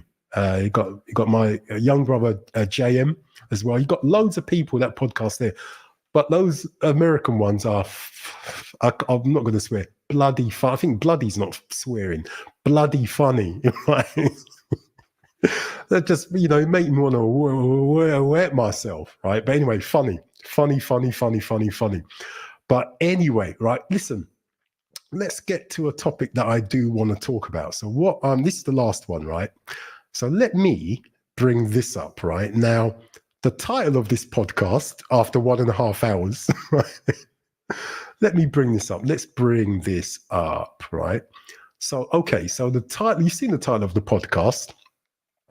Apologies for coming to this so late. Actually, well done. And why am I apologizing? But the title of the podcast is Women of Kenya. Women of Kenya. So you know that I've been focused recently, or not so recently, on property, apartments, and all the rest of it in Ghana, property and apartments in Kenya, right? The whole idea being, why talk about what's not working in the UK in terms of relationships and all the rest of it? You can't force people to do what they don't want to do. Everybody's got the right to be and do and live how they want to be and do and live, fine. But so have black men, right? So I say that to say, guys, the world is a big place. It's a big place. And one of the streams I did months ago was trying to get men in general, black men in particular, to see their community, to see the black community as being a global one, to see the black community as being a global one. We as black men should not see, or rather, we as black men now need to view the whole world, right, as a potential black community. What do I mean by that? You've got black communities in the Caribbean, you've got black communities in South America, and you've got loads of black communities all over the African continent, right? If you are not interested, and I want to make this clear as well, right? You've got community in Asia, you've got community all over Asia, you've got community in India, you've got community, as I said, in South America, you've got community in Eastern Europe, you've got community everywhere on planet Earth. And truthfully, wherever you find community for yourself, right, wherever you find self, fulfillment, wherever you feel you can make a difference, right, go there, right? Go there. The point is, guys, you are not stuck. You do not need to stay in your part of the West, right, and be viewed as toxic. If you've got a son like me, I've got an 18-year-old boy, right? I'm scared for my son because I don't want my son, we grew up in the UK, walking down the street in the UK would have police stop us because quite clearly they would stop us because to them, they saw us as being toxic. Somehow, we young black guys, we're going to do something wrong. We're going to commit some sort of crime. We're going to do something, which is why they stopped and searched us. So basically, we do not need to remain in a part of the world and have ourselves and our sons be viewed as toxic. We don't have to. We don't have to. It's not fair for my son, right, who's just 18. I mean, he's about that much taller than me, literally, right? But why is it fair to have to label my son, just because he's a male, why is it fair to label him as toxic? That's not fair. And honestly, I wouldn't be doing my job as a father if I didn't suggest to him that, you know what, after you finish your film degree, you can go and find a place anywhere on planet Earth. I will give you the money after you've graduated to spend 2 years traveling around the world, basically, just looking to see where you may find some sort of life. The world, it's a big world, and you don't need to remain somewhere where they don't value you and where they view you and what you are as being toxic. You don't have to. Those days are gone, man. Those days are gone. Those days are gone. Those days are gone. So, and I want to make it clear, for me, as I've said continuously, for me, that continent is the African continent. That's where it is, right? Thankfully, I've been able to find a decent woman to marry, right? And I'm not saying everyone should get married, nothing like that. You do what you need to do for you, right? For me, right, and honestly, if I didn't find my wife, right, I would probably have left this country probably about a year ago, 2 years ago, 3 years ago. I would have gone already. That's just the truth. I don't think I would be here if I hadn't have met her. We plan on leaving and going to Ghana anyway, right? That's our plan, right? But, the point is, right, I'm just encouraging you guys, wherever you are, whether that's in Europe, whether that's in the UK, or whether that's somewhere in the Americas, right? All right, more probably applies to South America, North America, right? But don't think you need to sit and suffer, right, where you are. Suffer in terms of how people view you and what God made you, right? Your masculinity is God-given. God made you that way. In the same way that God made women the way God made women, right? God made you the way God made you. And you don't have to apologize for that. Right? There's a reason why God made us the way we are. We built the world that everybody else enjoys, literally, the infrastructure. So you don't need to apologize for these things, but also you don't really want to be slagged off. You don't want to be belittled. None of those things. So the idea, guys, is that the last few of my streams have been about encouraging men to try and find a life or think about finding a life elsewhere. So I've looked at property a lot. I've looked at apartments. I've looked at how to make money out of property. All of those bits and pieces, just in Ghana and in Kenya. Right. As I said before, I'm going to be looking at a lot of other African countries. Do go and look back at the last few streams. Right. Interesting. Think about what you would normally pay for a apartment or a house in your neck of the woods, whether that's in the UK or whether that's somewhere in the States, and then look at how much you could get. Look at how much apartments and houses cost in Ghana and or Kenya, right? And then you will begin to see, as long as you can work remotely or set up a business, you will begin to see it's viable. It's viable.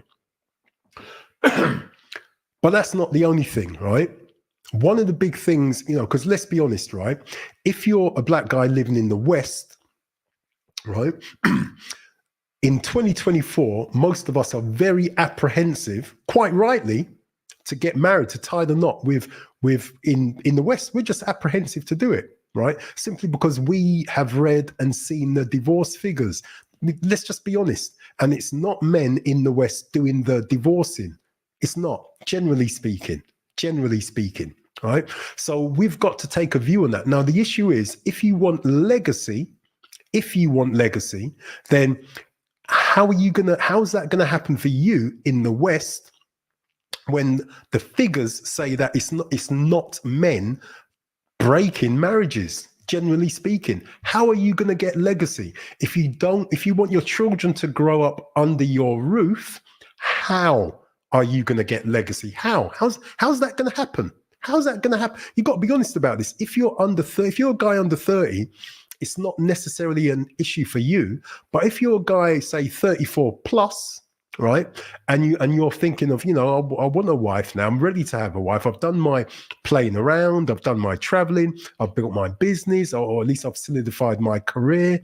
If you fall into that category, and then you're a smart man, and if you've read the statistics around divorce in the West, then you may begin to think, bloody hell, this feels a bit unsafe to do it in the West. Right, so what the hell am I going to do? How am I going to do this? The lead attorney, really pushes prenups, which is totally fine. But there is another alternative, and the alternative is to travel elsewhere. That's the alternative, to travel elsewhere. Now, we, as I said, you've seen the thumbnail, women in Kenya, right? So as I'm talking to you, let me set up what I'm going to show you now. The point of what I'm going to show you is to say this, right? There's method here, right? I want to make it clear, right? I am not saying, let's bring it up.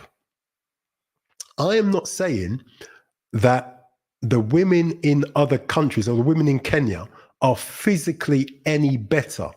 That's not what I'm saying. I am not saying that the women in Kenya are physically any better, because I don't think they are. Any better looking, rather. Any better looking. I don't think they are. I don't think the women in Kenya are any better looking at all. That is not the issue here. Let's add this in, right? That's not the issue here. So, you know, if you're an African American in the States, or if you're in the UK, or if you're in France and you're watching this, Italy, anywhere where you're watching this, right, you're going to see women who look like this, right? Personally, I think black women are gorgeous to look at. Right, academically brilliant, all of those bits and pieces. Academically great, great to look at, attractive. You know, obviously my mom's a black woman, and I've got no black sisters. I've got 3 black sisters-in-law. I've got 4 older brothers. Those of you that have watched my channel have heard me say this before. I've got 4 older brothers. 3 of them have been married to great black women, right, of Jamaican heritage, for plus was it 25, 30 plus 30 years. And my oldest brother got married in the 80s. The one after him got married, I think the other 2 got married in the very early, no, they all got married in the late 80s. Right. Thinking about it, they all got married in the late 80s. One day I'll show you one of the pictures of me at one of my brother's weddings, right? Oh boy, it's when I had hair. But anyway, all right, so they all got married in the 80s. So they were lucky enough, fortunate enough, blessed enough to marry, right, some amazing black women of Jamaican heritage. As you know, 2 of my brothers live in the States. One lives in Maryland, right, just outside Baltimore, and the other one's in in Miami, right? Joe, oh no, God, what is he? Seventh-day Adventist, right? And then I've got 2 brothers living in the UK, London. Again, you know, been married for many, many, many, many years. So, you know, I love black women. I think all the women, white, Chinese, whatever, I think all women are attractive. But my penchant is for black women. I love black women, right? However, what you're gonna, let's be as positive as possible. What you're gonna find in Kenya, on the African continent, in Ghana, in Somalia, Adangbi writes Somalia, what you're gonna find is not only, and these women that you're seeing are all from Kenya. These are all Kenyan women, right? Some of them apparently are famous, but generally speaking, they're all Kenyan women, right? Some of them you're going to say, oh, what, they're all models. You're going to find these women walking around in London. You're going to find these women, I'm sure, walking around in New York. You're going to find these women, I'm sure, walking around in Miami. You're going to find these women, I'm sure, walking around in every city on planet Earth.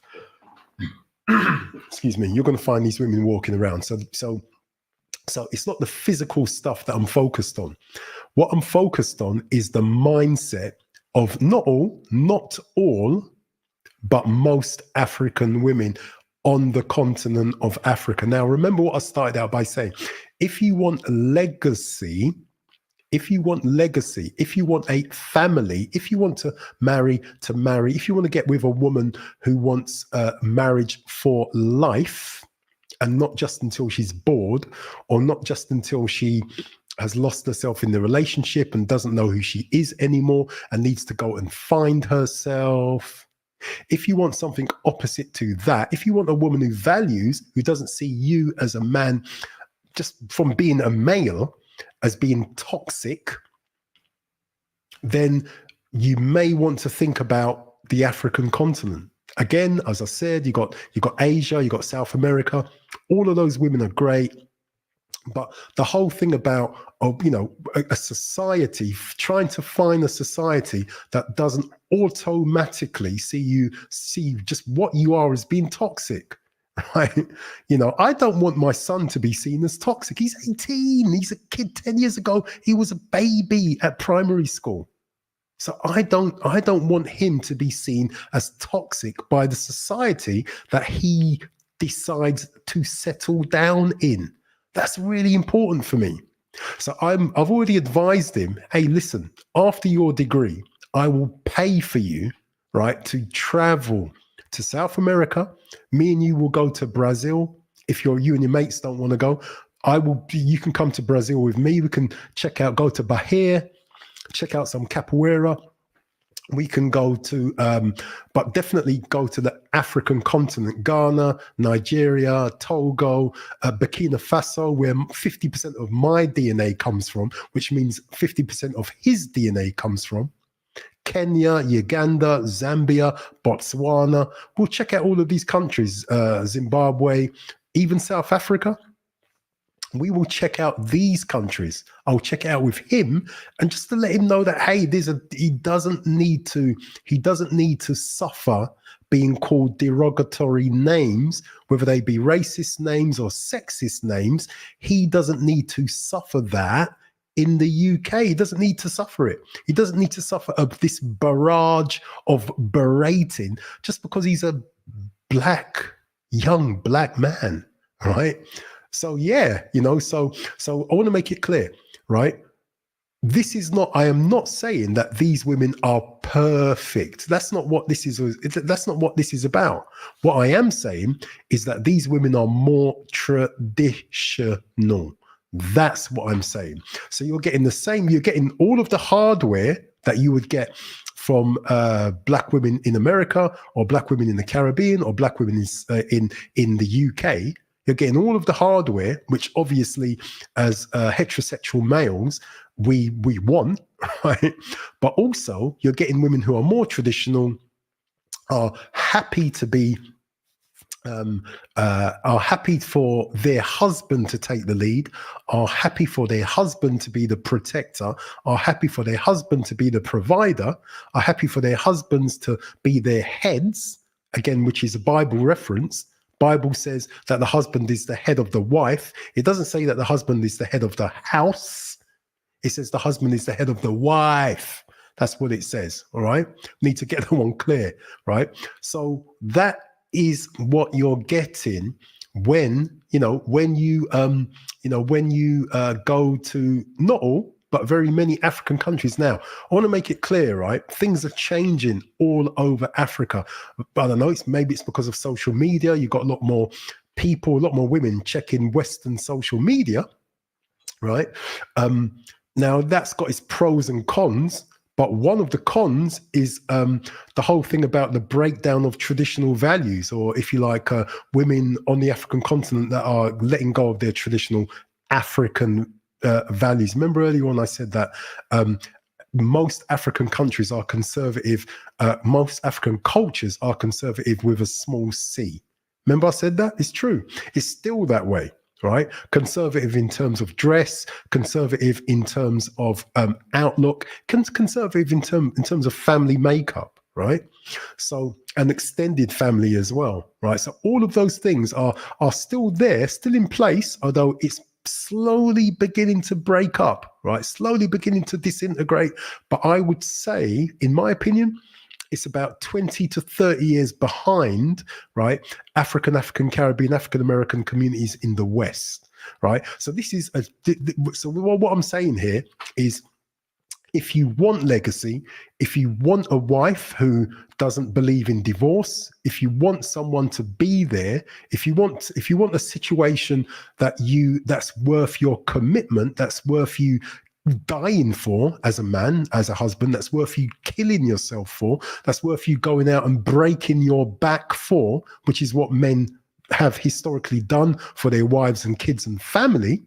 If you want that kind of a situation, then you may want to consider any country on the African continent. Obviously, we're looking, and to be honest with you, one of the motivators is not just about making money and having houses and property and all that kind of stuff, but it's also what kind of relationship, what kind of woman you can find, what kind of wife you can find to marry.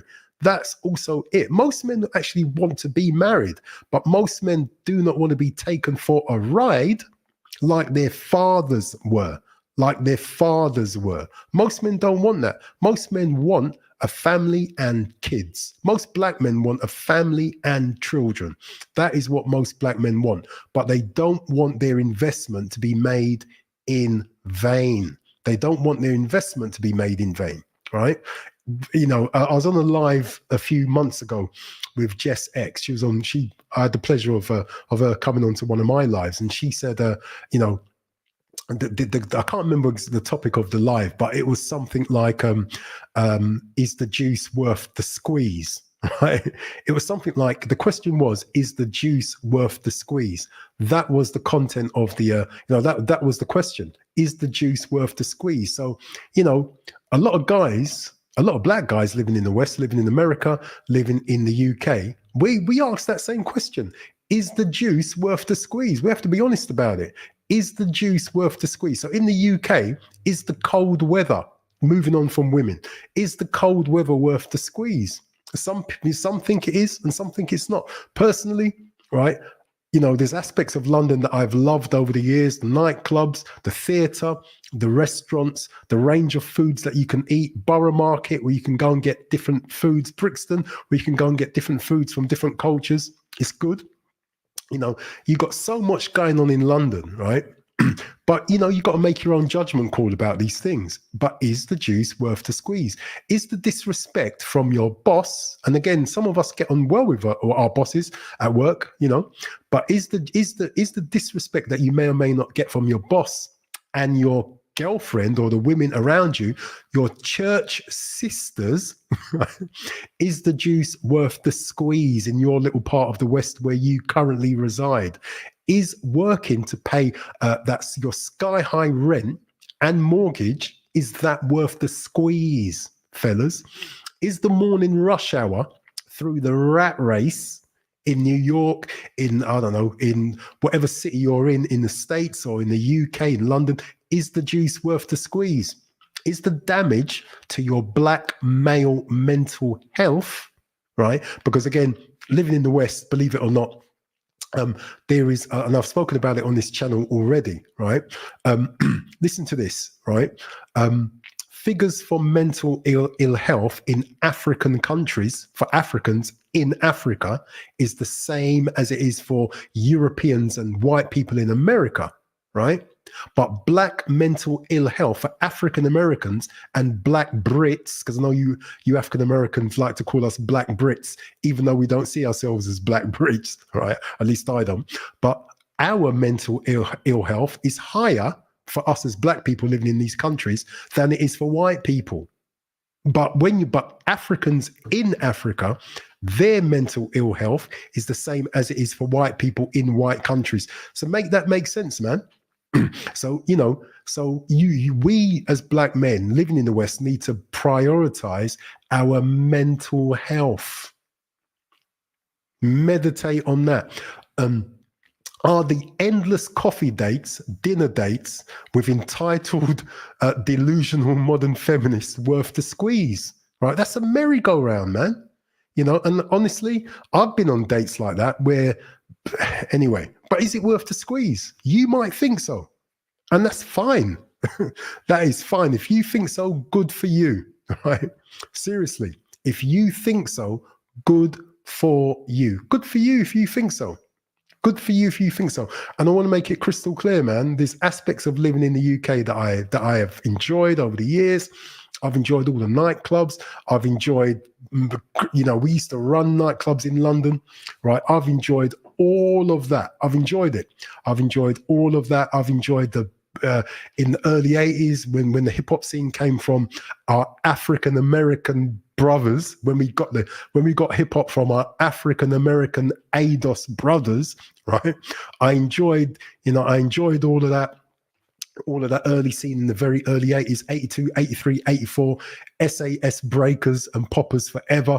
I enjoyed the Covent Garden break dancing. I enjoyed going down to Spats and the whole scene down there.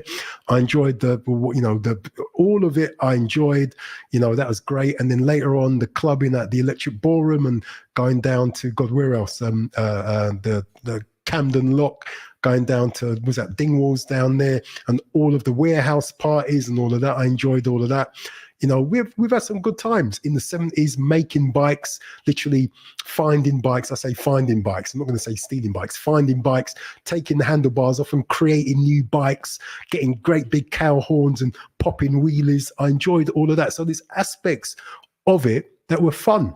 that were fun. You know, being at secondary school, not getting a chance to go down to the Brixton riots, but the very next day having all of my school friends in 1980 and 81, or whenever the first and second riots were, and having all my school friends come to school the next day with new games, new trousers, new gabichis, and new Farahs, and new waffle trousers, new ballet shoes, you know, and being jealous. Well, man, I didn't get down to the riots, man, to get anything, man. Didn't get my Adidas, my God, what Adidas Bamba, Adidas Mamba, Adidas Samba.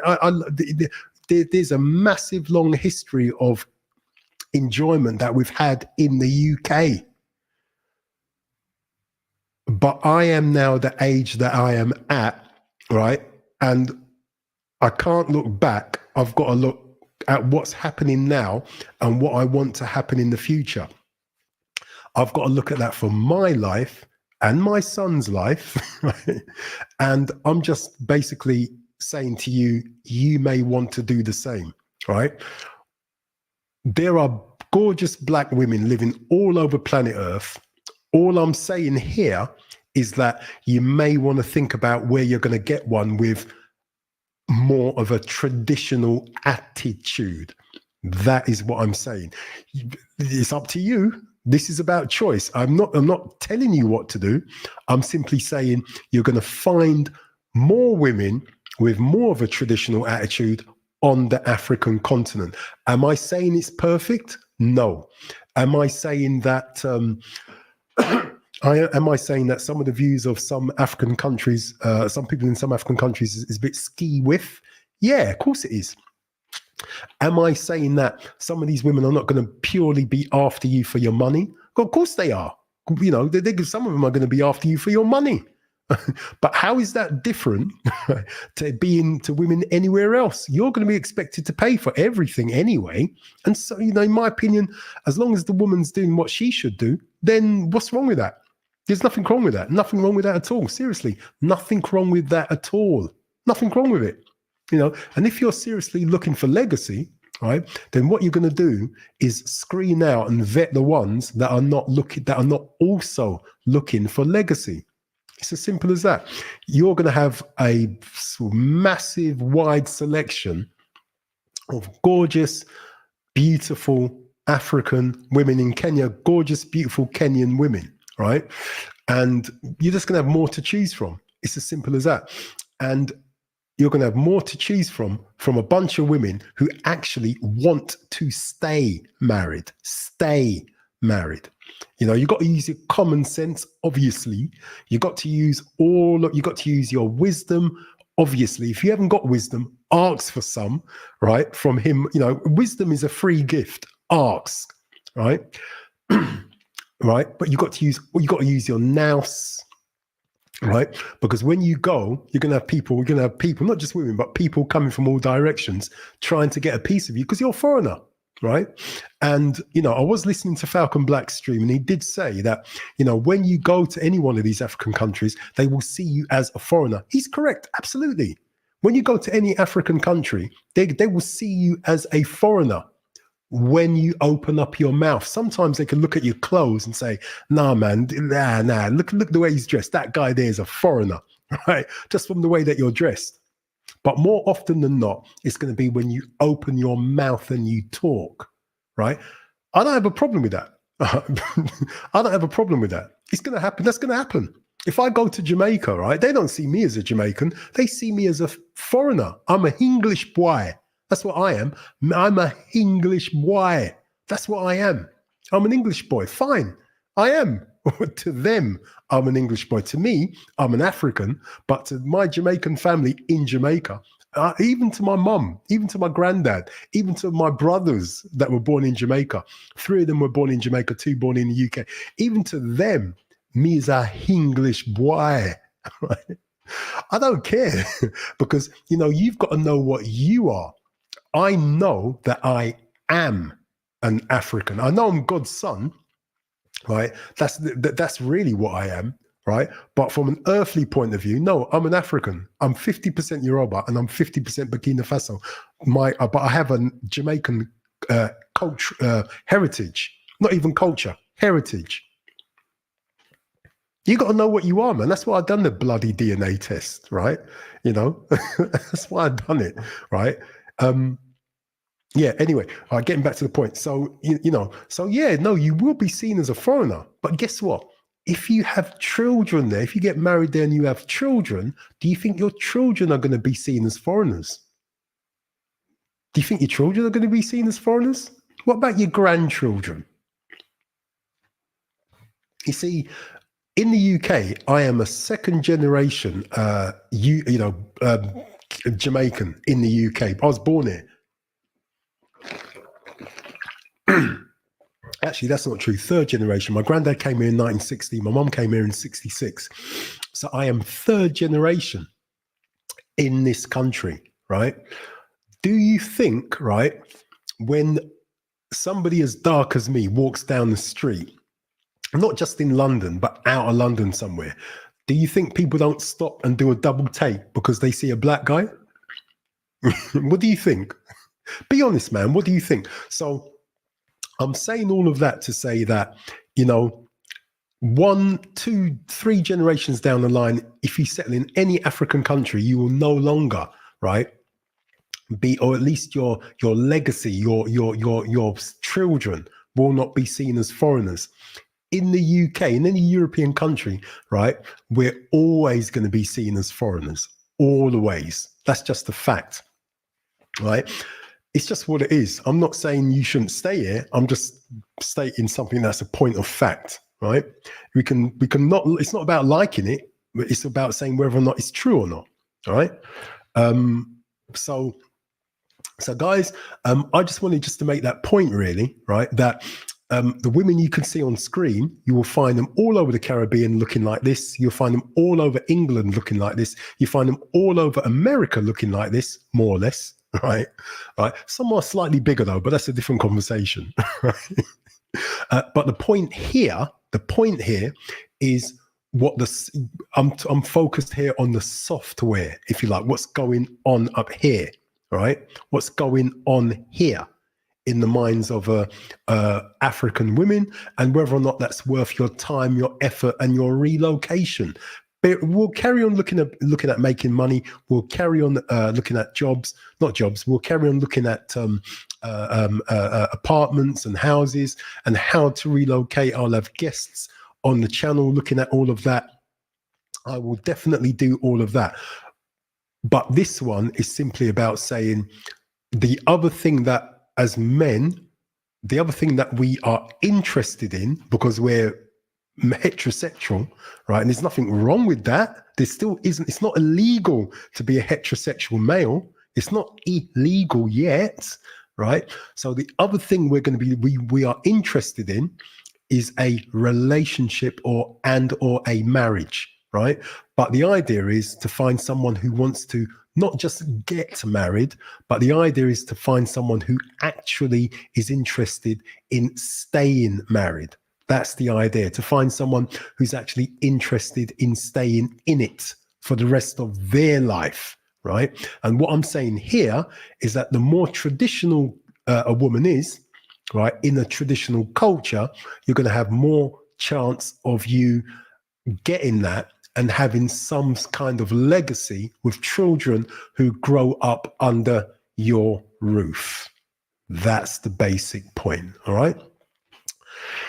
Oh boy. All right. So I'm going to read out some of these comments, man, and I'm going to let you go. Didn't mean to stay in there for 2 hours. So Adangby, why is it Adangby? Thank you for being in the chat, bro. You're the only one who's, anyway.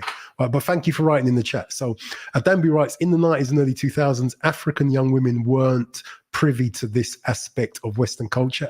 That's the God's honest truth. And this has been an issue of social media, global social media, and taking on basically social media destroying the fabric of your traditional culture, the thing that tied even Black Brits, even us here in the UK, right?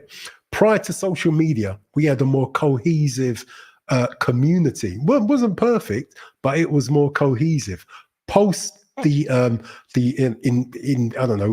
taking up social media, right? It's changed. Dangby also writes, if you dress up to date in fashion and have clean look, they can tell you're not from there in Africa. Absolutely. Right. Danby's last comment: if you don't consider yourself Black Britons, then what do you consider yourself as? Myself, I consider myself an African, straight up. I have done for, I don't know, God, I have done for over 30 years. I think I said it earlier on, actually, but I literally consider myself an African, right? Literally, the DNA tells me that. Literally, my DNA is literally pretty much 50%, sorry, 98.8%. I did African ancestry. So that's what I go by. It's a fact. It's a literal physical fact, right? So 98.8% Yoruba. It's not about me liking it. It's just a physical fact on mum's side, which was a shock to me because my mum is quite light-skinned, right? Compared to me, she's light-skinned. And on my dad's side, it's 100% from Burkina Faso. How the hell? I don't even know how that happens, literally. I mean, he's darker than me, right? So that's crazy. So, and with African Ancestry, which is an African-American company, it's interesting because it pinpoints the literal village pretty much where your DNA comes from. It's not cheap. That's my only thing. It's not cheap, right? But that's what it is. So hopefully, Danby, that answers the question. So, for me, I deal with facts, but heritage-wise, obviously there's a Jamaican heritage or cultural practice, which, really is, I hardly ever eat. I love Jamaican food, right? But I hardly ever eat it because my mum's passed away. So generally speaking, I eat, Caribbean Jamaican food when I go to a takeaway or to a restaurant or when I go to my brother's house, right? Right. Or when I go to some family member's house, do I spend all day in the kitchen cooking Jamaican food? I ain't got time, man, because it takes ages to prepare. I just haven't got the time to do it well. Do you understand? So the rice isn't hard, right? So the rice isn't hard and the gunga peas isn't tough. You have to soak it overnight and then come on, man, I ain't got time. And you have to prepare the chicken and all that the night before. You have to season it. And then, come on, man. If you've got to do the same with goat, and most of it ain't even goat, it's mutton. And mutton isn't goat. I used to think mutton and goat was the same thing. My mum, who's passed away, God bless her, who was a chef, she said to me that mutton and goat isn't the same thing. So listen, if you're going to go to a Caribbean restaurant and they try to say to you, you ask for curry goat and rice and peas, and they try to sell you mutton and rice and peas, look them straight in the face and say, this is not goat. I asked for goat, right? Do what my granddad used to do and say, me want goat. Me want goat, man. Me want goat man. Goat. Me want the thing say curry goat and rice and peas, man. And I said mutton and rice. I mean, want it, man. The backside, right? That is what you need to say to the owner of the restaurant, all right? Yeah, a Danby. Yeah, honestly, that's what it was. So my mum, the DNA. I mean, a lot of Jamaicans, right?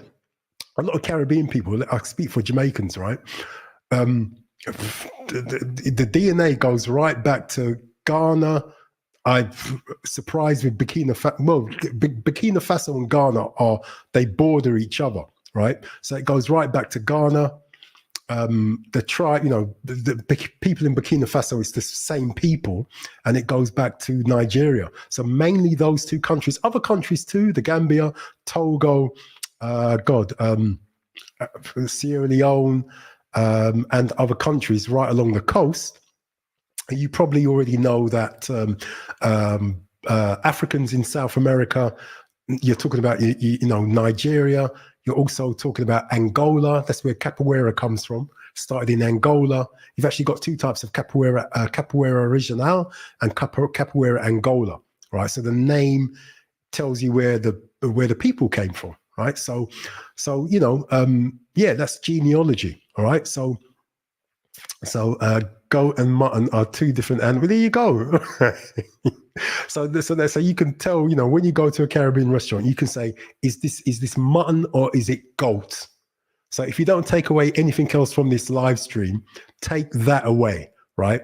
The next Caribbean restaurant you go to, or the next Jamaican woman who says she's going to cook for you, right? Say, is it mutton or is it goat, right? Take that away from this live stream. Guys, it's been great. It's been good. Hopefully you got something from this. Subscribe to the channel, share it, hit the like so you know whenever I go live. And guys, it's been good. I've enjoyed it. Hopefully you've gotten something out of it. This is not to browbeat anyone. This is simply to say, guys, there is an alternative. That's all it's about. That's the direction the channel's going in, right? Am I not allowed to tell men that there's black men that there's an alternative? Come on now, right? Come on. So that's basically what the stream's been about, okay? Guys, I will catch you on the next one. Adangbi, thank you for joining us, bro. It's been great, and take it easy.